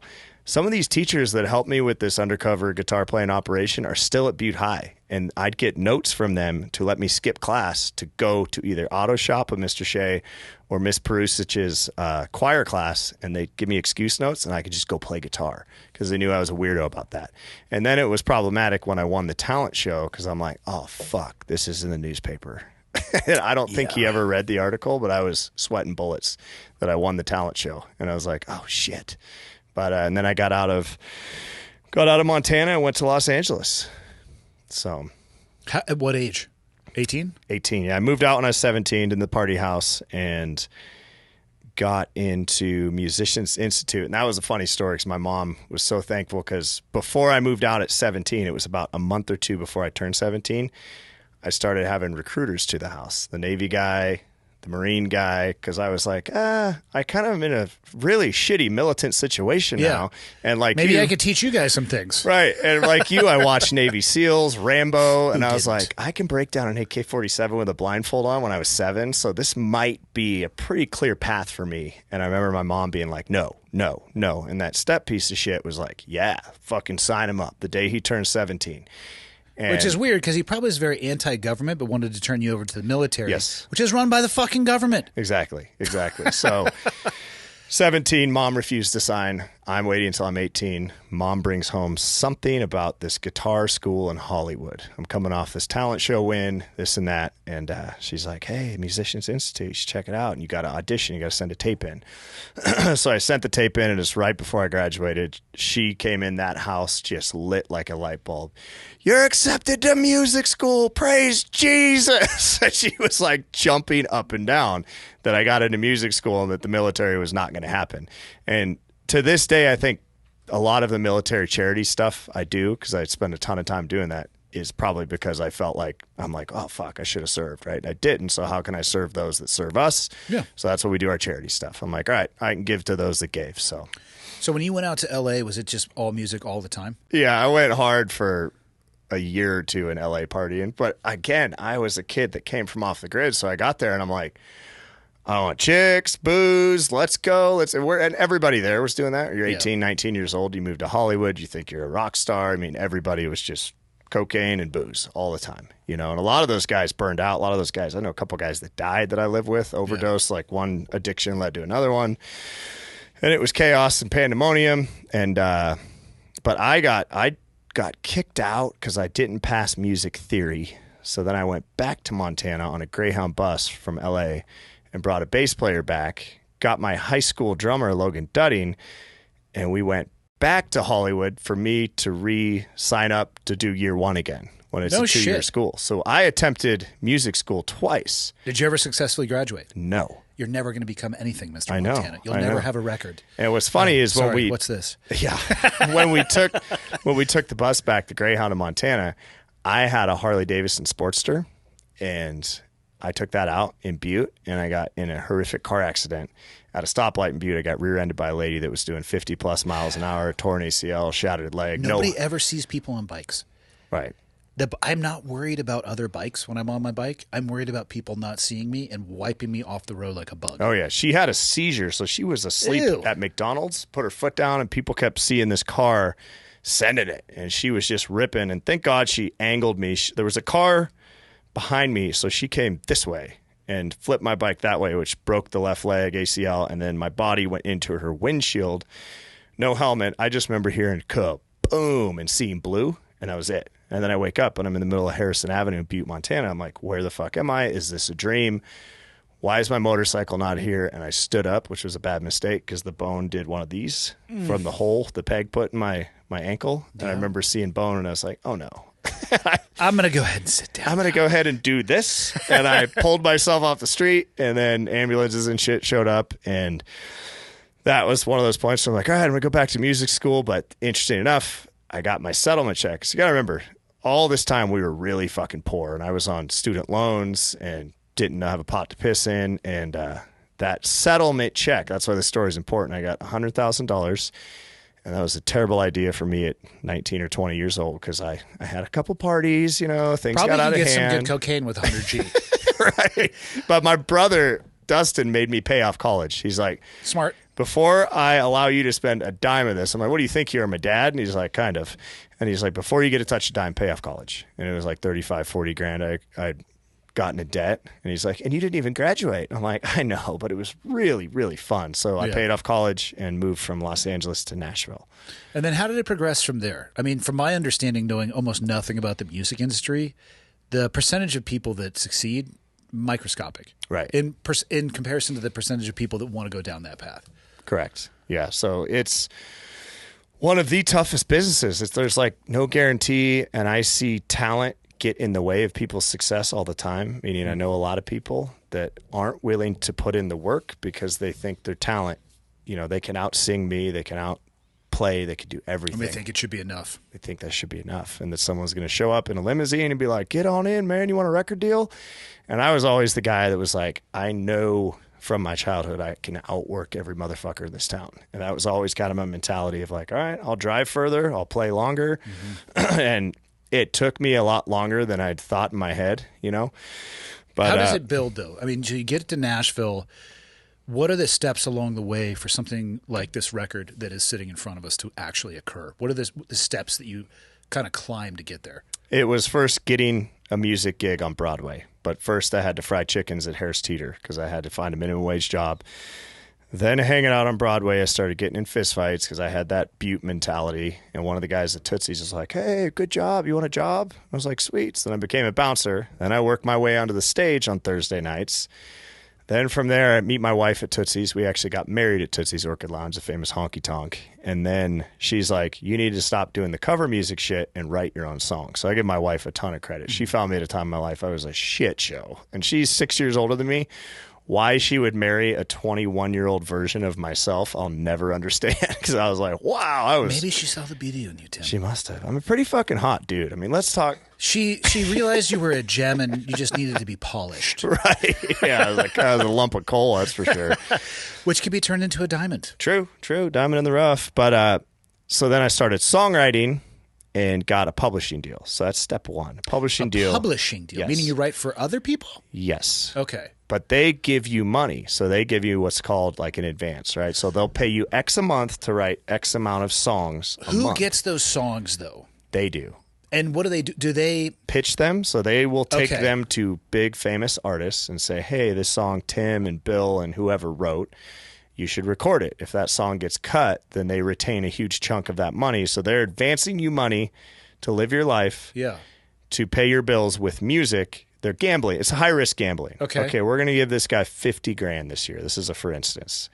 And hopefully he knocks one out of the park and makes $500,000. And then we'll take 50% of that or 25%, whatever the deal structure looks like. Do you get, so say a major artist takes one of the songs you've written, knocks it out of the park. Do you get any more of that money or is that kept? Yes, you do. So, okay. Yeah. So there's writer side, publisher side. It's interesting. There's like different pieces of the pie. So typically you'd get half of that. Okay. Right. Or 75%, depending. The bigger you get, the less that cut becomes with your publisher. If you're a guy that's got a proven track record, you're not giving them very much because they're like, hey, I write hits. But a lot of these guys, too, get their own contacts, and they don't really need the pitch thing anymore. They're like, okay, I'm established. So I got the pub deal, and those guys actually just re-signed me for year 8 or 9, which is pretty crazy in Nashville that I write for the same company that long. You're still doing that? Yeah. Even though you're writing your own stuff as well? Correct. Okay. Because now I'm on the radio. So it's they're like, fuck, finally paid off in the bottom of the ninth. Like, year 9, and I feel like they were totally going to move on and leave me. And I would have too. So I'm not digging them. They're just like, I'm like, you guys gave me a lot of money the last 8 years. And then bottom of the 9th, we have a top 5 hit. I feel like in that industry, though, again, from somebody who doesn't know shit about it, you have to throw so much stuff against the wall to find something that sticks. Oh, 100%. The fact that I hit 17 years doing country rock and I hit in hard rock is crazy. And I'm like, my old drummer reached out. He's like, you're playing with Slayer and Cypress Hill in California coming up. I'm like, I know. Classic pairing. I'm like, I know it's weird, right? He's like, yeah, that's really weird for a dude from Montana, you know? So Michael doesn't know either of those bands. Do you? I know both of them, actually. Wow. Name one song from each of them. I didn't say I know their songs. Yeah, I know get the band fucked. names. Rain and Blood, Insane in the Membrane. Yeah, I've heard that. Okay, cool. You know where you heard it? TikTok. Oh, are you a TikTok I kid? I do not have TikTok. Slander. So you're playing covers. I've been to these bars. Honky tonks. On Broadway. You're playing covers. Are they open to you if you get a job there playing covers? Are they open to you switching to your own original stuff? Or they're like, Gotta be clever. Like maybe 1 out of 4, Mr. Montana, you can sing one of your own originals. Probably 1 out of 10, unless your original is really catchy. I've seen some guys that are really good at crafting a song for that barroom audience. So they scooch it in there. Yes. 3 or 4, you were right. Probably 4. Okay. You know, when I was doing it, I'd sneak it in, but it's funny because everybody's rocking out. And when you play your own song, someone will yell, play some Skinner, what the fuck? And you're like, next. Yeah. Yeah. I will next, motherfucker. Yeah. So that barroom scene is tough, and it's a whole industry in itself. I know, like, my drummer in my band now, he does like 3 shifts a day, and a shift is 4 hours, right? So 4, 8, 12 hours a day drumming. What's the hope there? What is the pie in the sky goal for that guy if it were to break for him? My drummer?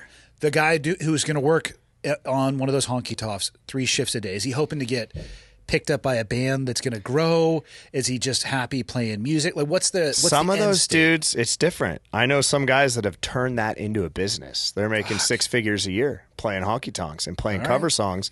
They know how to work a tip jug, and it is an art in those bars. Hey, y'all, we're going to do a holler and a swaller. I'm going to pass this tip jug. I got nine. Oh, yeah, 9. They always do. I got 9 kids and a wife, the Merle Haggard joke, and they'll pass that tip jug, and all these drunk guys, and then drunk guys will stop the band and say, for $300, play Leonard Skinner. Okay, no problem. They drop through. I've seen Can't do it for 3, but for 5, sir. Yes. So my drummer has turned, so he stops doing Broadway when we go do our tours, right? Okay. And there's really a thing, and I'm trying to Chet Atkins? No, not Chet Atkins. Son of a bitch. I'm not going to say the names. I'm going to forget it. But there's a dude that structured the Nashville scene of Broadway players, session players, and tour players. So the guys on Broadway play Broadway. And he didn't want that commingling. The guys that play on the studio records shouldn't be on Broadway and shouldn't be on tour. And it's this weird structure that was started in the 60s. And the guy's name, he was a finger picker that was the head of RCA Records, and it wasn't Chet. I can't remember. You're asking the wrong guy. If there was a pile of gold fucking coins on this table, I couldn't give you the right name. Yeah. But he set up this structure. So, but dudes, I think a lot of Broadway players want to be stars, but then there's other dudes that I know that are 55 years old, and they're like, I don't want to fucking go travel like you all the time. They're just living their best life. I'll sit here and make $150,000 a year and play the bars and go home every night to my family. Okay. And so I'm like, God damn it. Did they figure it out and I didn't? Depends on where you want to be. I think you're on, I mean, your trajectory is obviously on a vertical rise. So you get the publishing contract, you're working in Tennessee. Writing songs. Writing songs, and your own songs as well. Yep. But how did that leap from where that was? Because obviously you were writing for yourself and for other people to then moving back to Montana, the Wise River Club, and all the stuff you have got going on now. Yeah, so let me breeze over the rest of it. So publishing deal, year 3 or 4, I get to write with Kid Rock. I get my first big major cuts. One's a rock song, one's a country song. Yep. Thought I was going to get rich off it. Did not, but it was cool to have 2 songs, one on the rock charts, one on the country charts.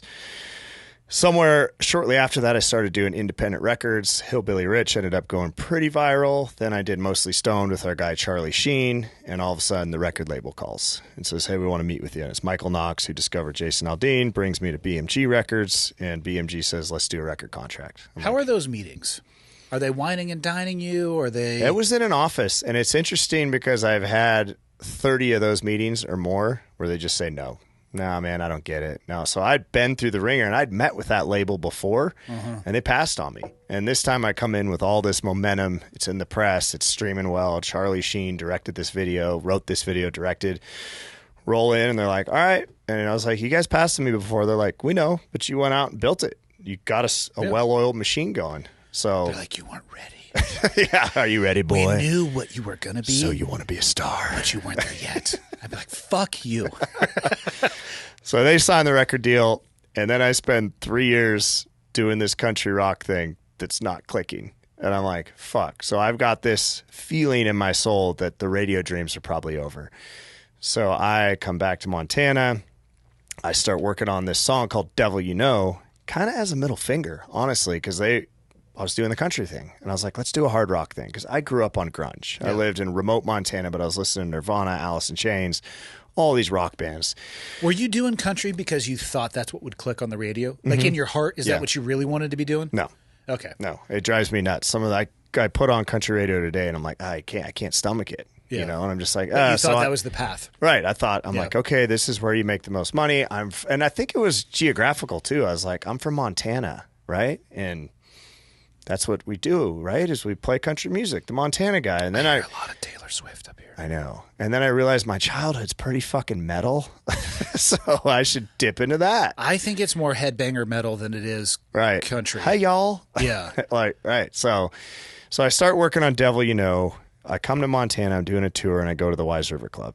And I talk to the owner there, and I've known her husband had passed away. I knew him for years. I played New Year's Eve there in 2007 before I had a beard. And so chatting with her, and she's like, if you like this place so much, why don't you buy it?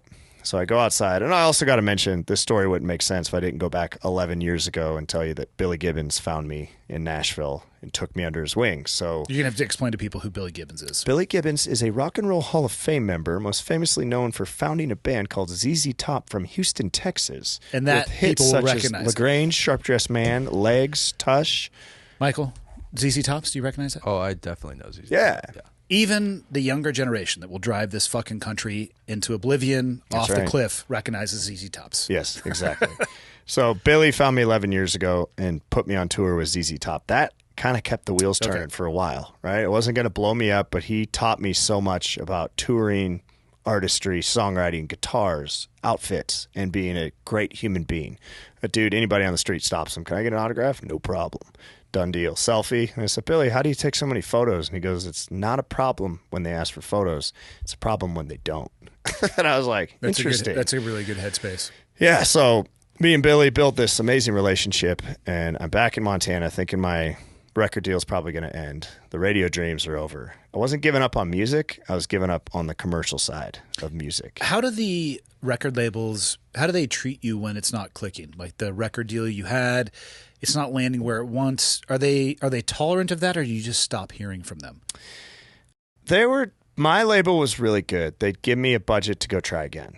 Here's another budget. Go try again. But I knew when they got the album and they weren't pulling certain levers, right? They weren't, they weren't throwing money at it, that I was like, I don't think they get this, right? So it's like, okay, I go promote it, and then I'm like, hey guys, check out my new album. And that streaming shit is so important, right? These artists live and die off those streaming numbers. So when you see an artist like sitting there in selfie mode for the 407th time that week asking you to listen to his music, you can mute it. Just go play it for him, because those guys live and die off those numbers, those metrics. Yeah. So I just knew that this was probably coming to an end, and I was like, I want to get my kids back to Montana. When I was at the Wise River Club in Wise River, Montana, the lady's like, if you like it so much, why don't you buy it? She threw a price at me. I went outside and called Billy Gibbons. I was like, hey, man, this is a really cool place. It's historic.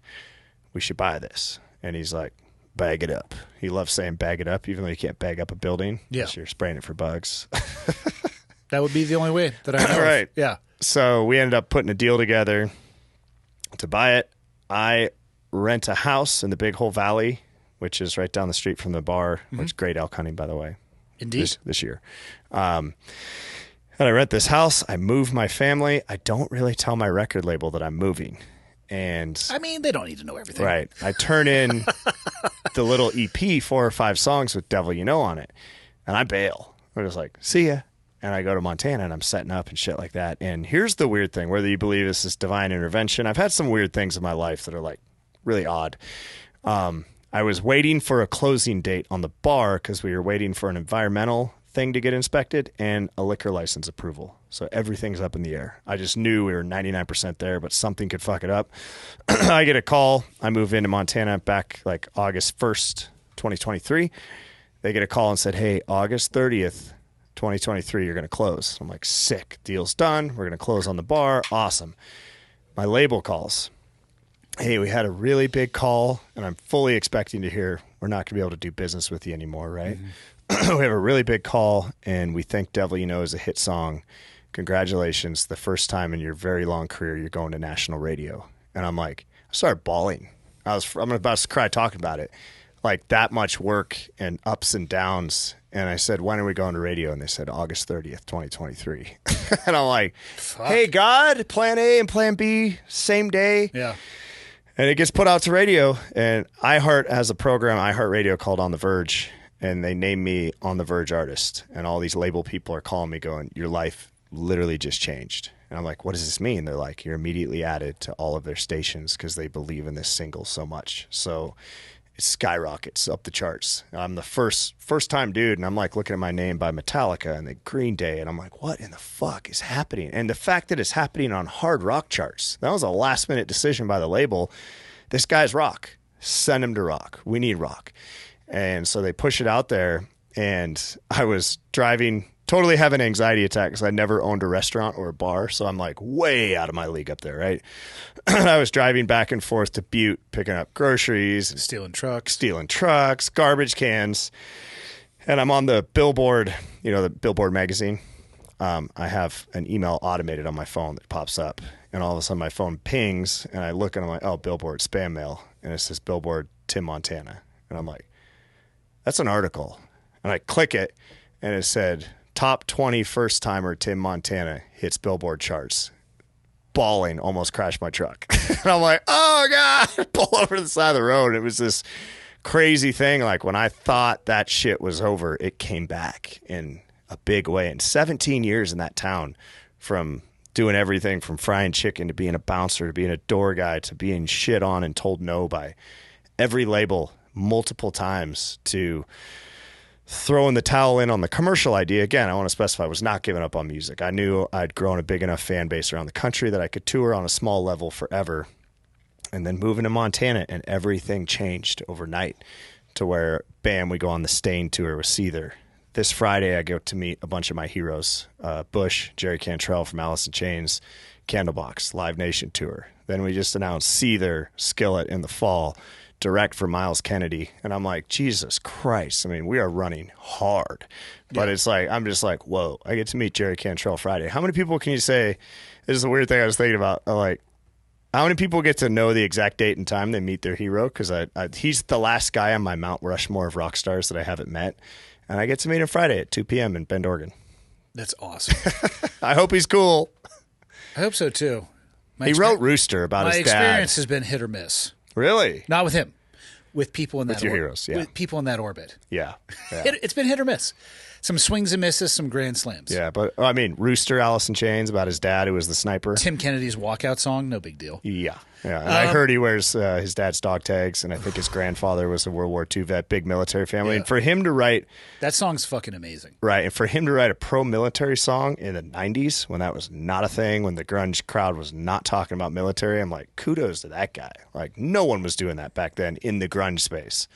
So when you crack that chart and you get that alert, and you know these labels are calling and saying, hey, your life has changed overnight, does that just mean you have more notoriety, which gives you more flexibility as an artist? It opens doors for you. Is it just more money? Is it all of those things? I mean, what is the change? What's the biggest thing that you noticed as far as a change?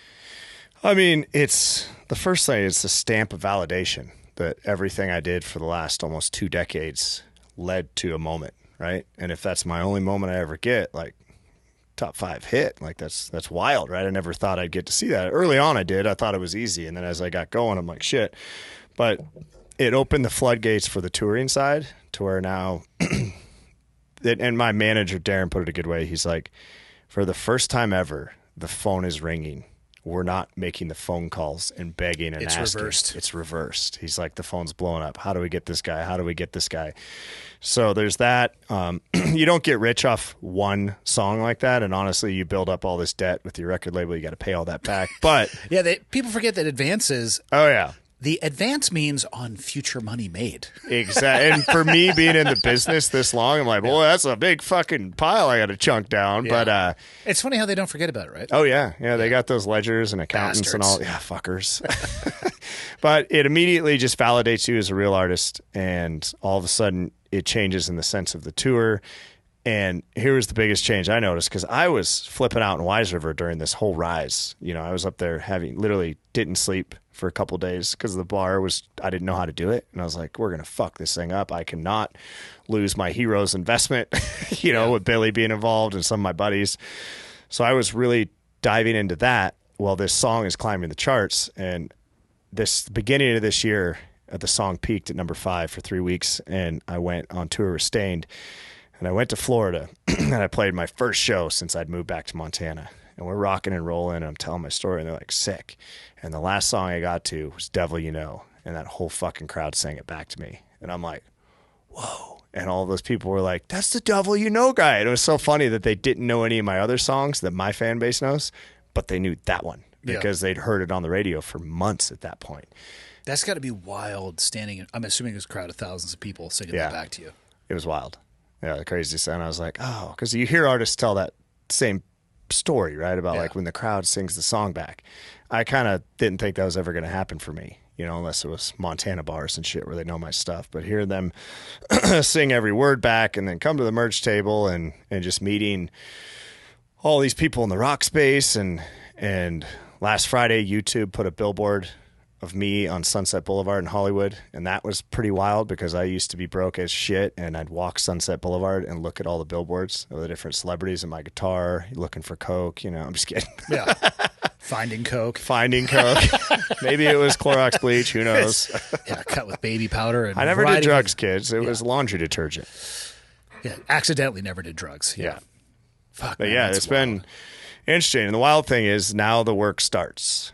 But it's almost like I went back to square one, but with purpose, right? So you're in the country rock space, you're getting X amount of show, you're getting paid pretty good, but you don't know what's next. There's no light at the end of the tunnel. Oh my God, will I go viral like Zach Bryan one day? Probably not, but I've built a little business up. If I go hard, I can make money.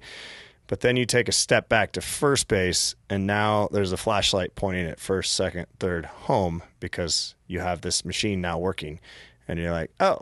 So you're going on these tours, and it's, again, we're not calling and begging for tours. I'm not calling these artists or Instagramming them. We're getting phone calls to do this stuff. Yeah. So it's a pretty interesting shift. And granted, again, there's a ton of work coming up for me. I mean, we leave Friday, gone for 3 or 4 weeks, and then the Seether tour, then the Miles Kennedy tour is 2 months out in January and February, and I'm the lead driver. I got a CDL, so I do all the driving. So I'm like, oh, in January in Canada, that's gonna fucking rock. And slide. Yes, exactly. All right. So when did this album come out? These vinyls are awesome, by the way. July the 12th. So this month. Yep, That is what I'm talking about. Song 1, Devil You Know. that's right. Got to start with something they know, right? I like the font on here.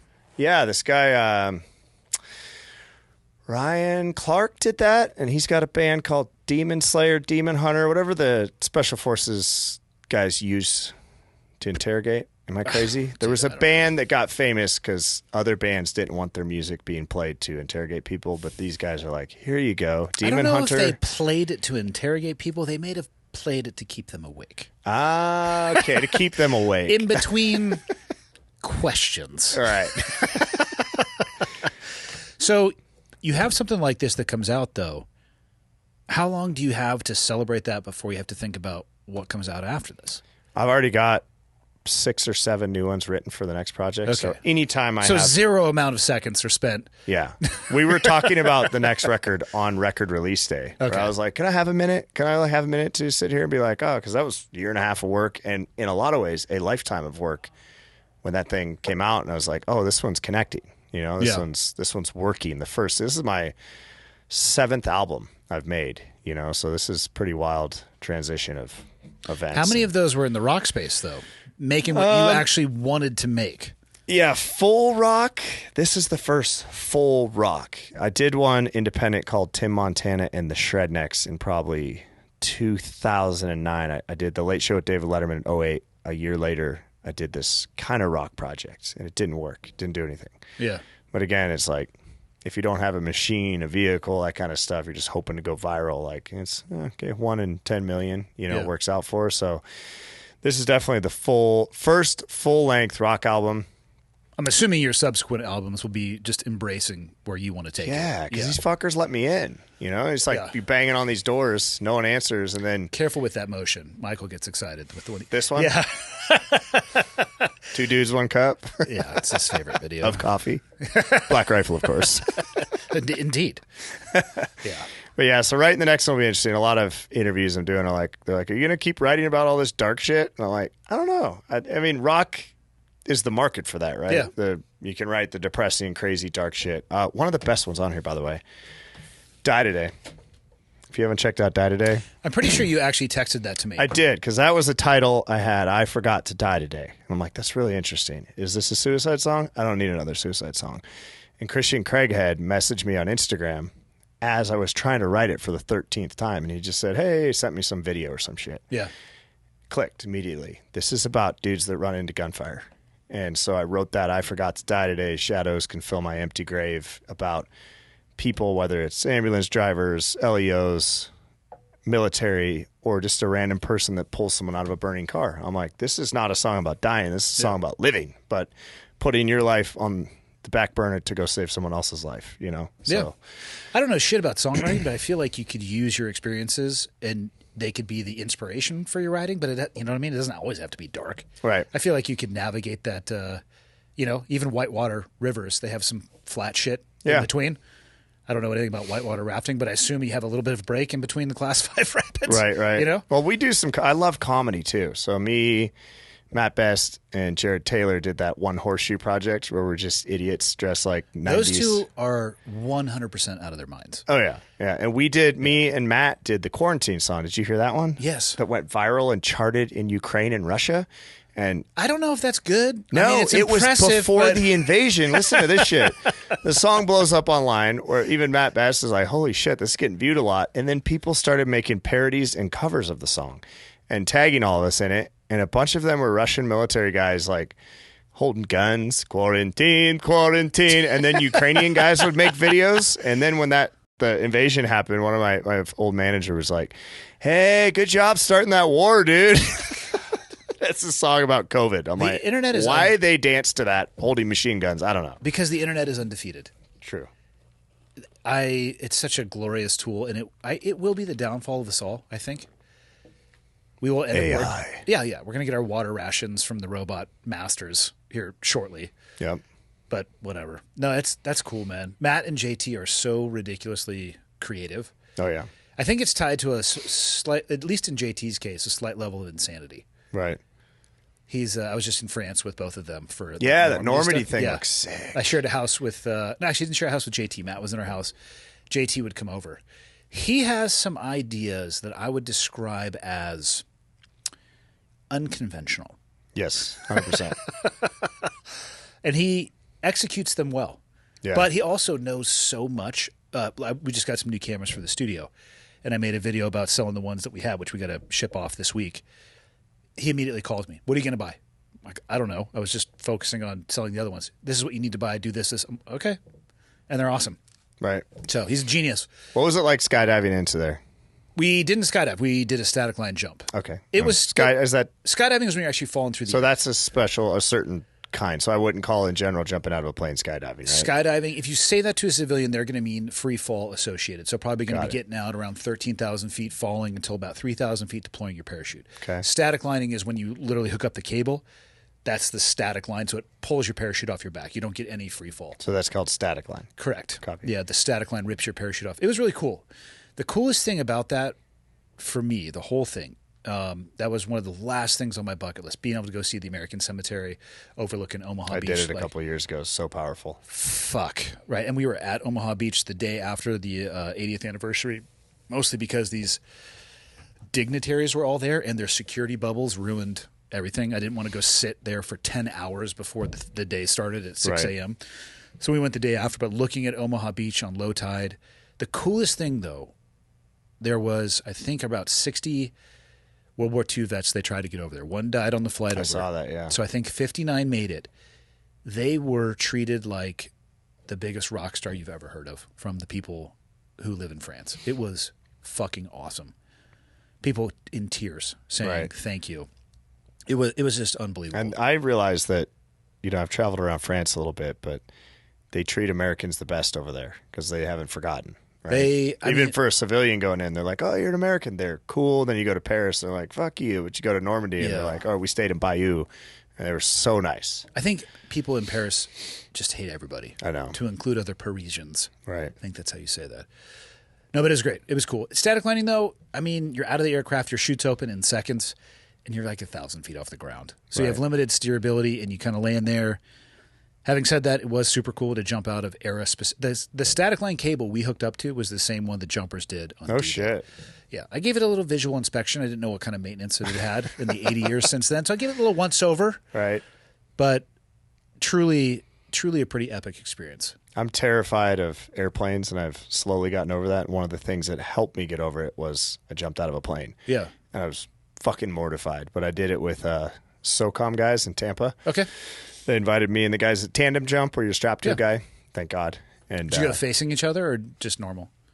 69. Perfect. Oh, that's Euro. Yeah. That's Euro style. I'm kidding.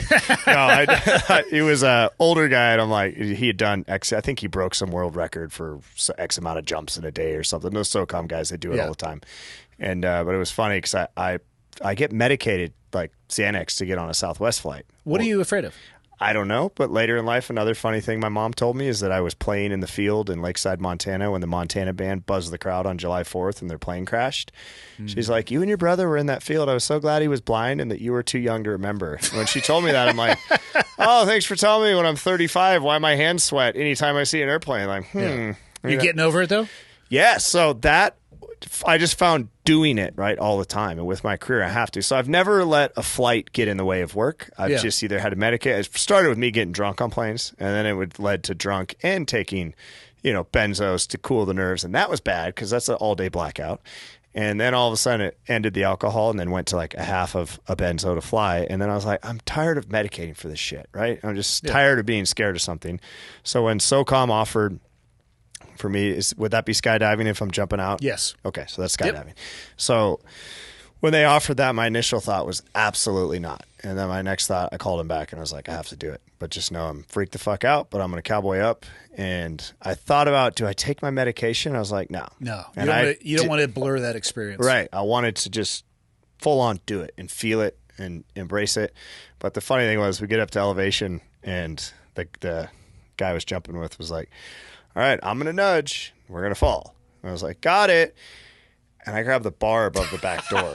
And I could not stop myself from grabbing the bar. I was like, and I couldn't let go either. And he nudges. And I'm just like, sorry, motherfucker.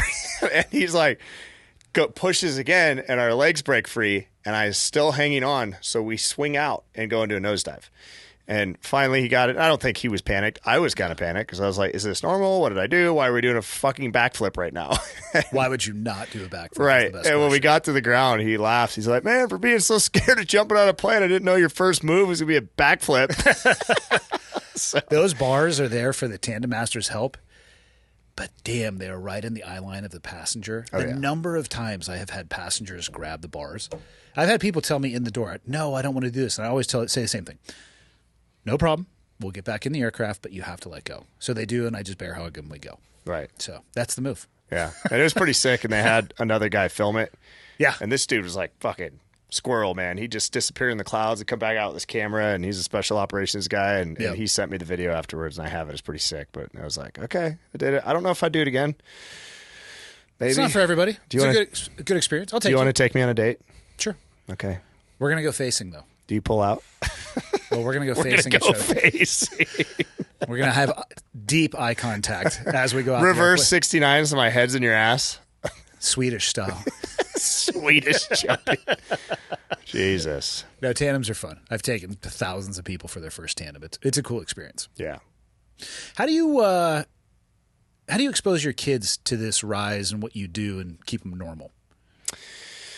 That's interesting. There's not like I don't sit down and think about. Just kind of roll with it. But for 11 years Billy Gibbons has become like grandpa to them, where he comes and picks them up, takes them to restaurants, and to them he's just a dude. But I think they're starting to see like, oh, he's a dude, but why do all these people know Uncle Billy? Right. So they've been around it enough to where they've spent a lot of time with Kid Rock and Billy, and my daughters recently took an interest in the Foo Fighters, so I took her and she got to hang out with Dave Grohl. So I think just putting them in it. And like Friday is my son's 13th birthday, and he gripes and moans because I've missed several of his birthdays because he's my only kid born in the summertime. And guess what? Summertime, dad's working. All the other kids are born within 2 weeks of each other in February. 3 out of the 4 are born in 2-week time frame in February, which means mama puts out in like May or June. Mm-hmm. She's very fertile. Consistently. Yeah, consistently. At least 3 out of 4. So I said, Dalton, you're going to come on the tour with us. I just want you with dad. And he's like, all right. And he's like, who's the bands we're with? And I'm like, oh, buddy, you got to do some homework. And so I just kind of throw them in it, and they get to see it. And I want to share all these life experiences. And again, I don't have a handbook on how to be a good dad. I have the handbook on how to be a bad one. So that might be actually the handbook, though. Right. Exactly. Like I know what I don't want to be. So just bringing them with me as much as possible, exposing them to this stuff. They do laugh about the Butte Walmart, because when I go to Butte Walmart, they're like, how many people are going to stop you? And it's usually 3 to 5, and they both chuckle and write down or, tell us, all right, that was 3 and this and that. So they see this stuff happening, but I don't know. They're pretty level-headed, and I just expose them to it, right? Yeah. How big do you want to go? It's funny. So I think we saw you in September, right after you guys obviously just closed on Yeah, I think Wise we were River. brand new. You had to have been. And so the record deal, like you were saying, it had just gone, it had elevated you to that national level, I think within weeks of before us coming down there. Right.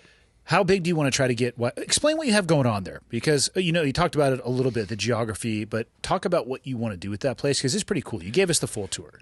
Yeah, so oral history is 1896 that it opened, and it's been there for generations. And again, I was telling you, it's weird buying something that if you move a table in there, someone's going to come in and be like, "Why the fuck do you move that table?" Because it's like, oh, this really, it's our building, but it's not. It's the community's building. It's historical. So if you move the shuffleboard table, like 6 old ladies are going to yell at you. So you got to be very careful. But the locals are really stoked that a Montana guy bought it. And I say crick. And Holler. Yeah. So we want to, keep it going. There was a lot of things that had been gone by the wayside. The plumbing under the sink in the bar would dump into the foundation. So then we're like, okay, let's plumb the sink. Let's do all these things. So there, you could spend $5 million on that property and not have it perfect, right? It's just been there for years, and everybody kind of mom and popped rednecked it. So they just build on an addition, probably without a permit, and then build in another addition on that. But the original Wise River Hotel that's been there since the 1800s is in really good shape. So I want to, preserve the history, tell the story of this building. So I feel like Indiana Jones. I put something on Facebook. I said, if anyone has any old-time photos of the Wise River Club, please send it to me. My inbox exploded. Awesome. And a kid that I went to auto shop with, can't remember if he's a Ford or Chevy guy. Anyway, reached out, and he's like, I knew the guy that built this hotel was named Charlie Pyle in the late 1800s. Eric Webster reaches out and says, hey, Tim, we grew up in auto shop together. Did you know my great-great-granddad's Charlie Pyle? And I'm like, shut the fuck up. He goes to Grandma's house and unearths this photo from 1911. Turns out to be the oldest photograph known of Wise River. I believe Wise River in general. And so I blow this son of a bitch up and put it on canvas, and people come in there and they're just like, holy shit, because there's wagons and horses and people in front of it. And so putting the history on the walls is so important to me, and just cataloging these photos. I have a Dropbox where I just dump it, right? Just photos from the early 1900s to the 20s, 30s, 40s, 50s, 60s. So tell the story, preserve the building, and then figure out what to do next. Because we plugged in the music piece. Me and Billy, obviously being musicians, every weekend we do free music. And that's the best part, is we're not charging for it, right? And I love that, because you've heard about Sammy Hagar having a bar, Kid Rock, and now it's kind of this thing to do in Nashville. But we didn't just buy a bar and slap our name on it. We bought a bar that already has a name, and we're adding personality to that building. And so just continue growing it, get the property right. It's kind of overgrown with willows and needs septic work. I mean, there's a lot of not fun chores I have to do there. But my goal is to be 80 years old behind that bar telling rock and roll war stories when people come in, like, that crazy old fucker with that white beard. Tell him about Jerry Cantrell. Well, he was mean to me. I'm just kidding. Hopefully not. Yeah. That's awesome, man. I know you guys got to drive home. We've been at it for a couple hours. Where can people find you, and how can they support you? You Pornhub, of course, yes. OnlyFans, I thought was OnlyFans. That's right. The feet pics. I was gonna say, I don't think you get residuals from Pornhub. No, I just keep putting shit on there. It only gets 4 or 5 clicks. Remember, it's so important to stream. TimMontana.com, and then at Tim Montana on socials and Spotify, anywhere music's streamed, and we're doing really good on YouTube. So check out our YouTube page. And for musicians, what is the best way? What's the most direct way a fan can support a musician? Buying merchandise and going to their concert, 100%. Because I think some people would say, "Well, I listen to their stuff on Spotify, and I feel like you get .00000000001 part is important, because you want to show those metrics of people tuning in and listening. But concerts and merchandise are the most direct path to help an artist. And more, if you want to get down to the brass tacks, ordering merchandise on an artist's website goes right to the artist, because they have control. If you buy it at a venue, the venue gets a cut, everybody gets a cut.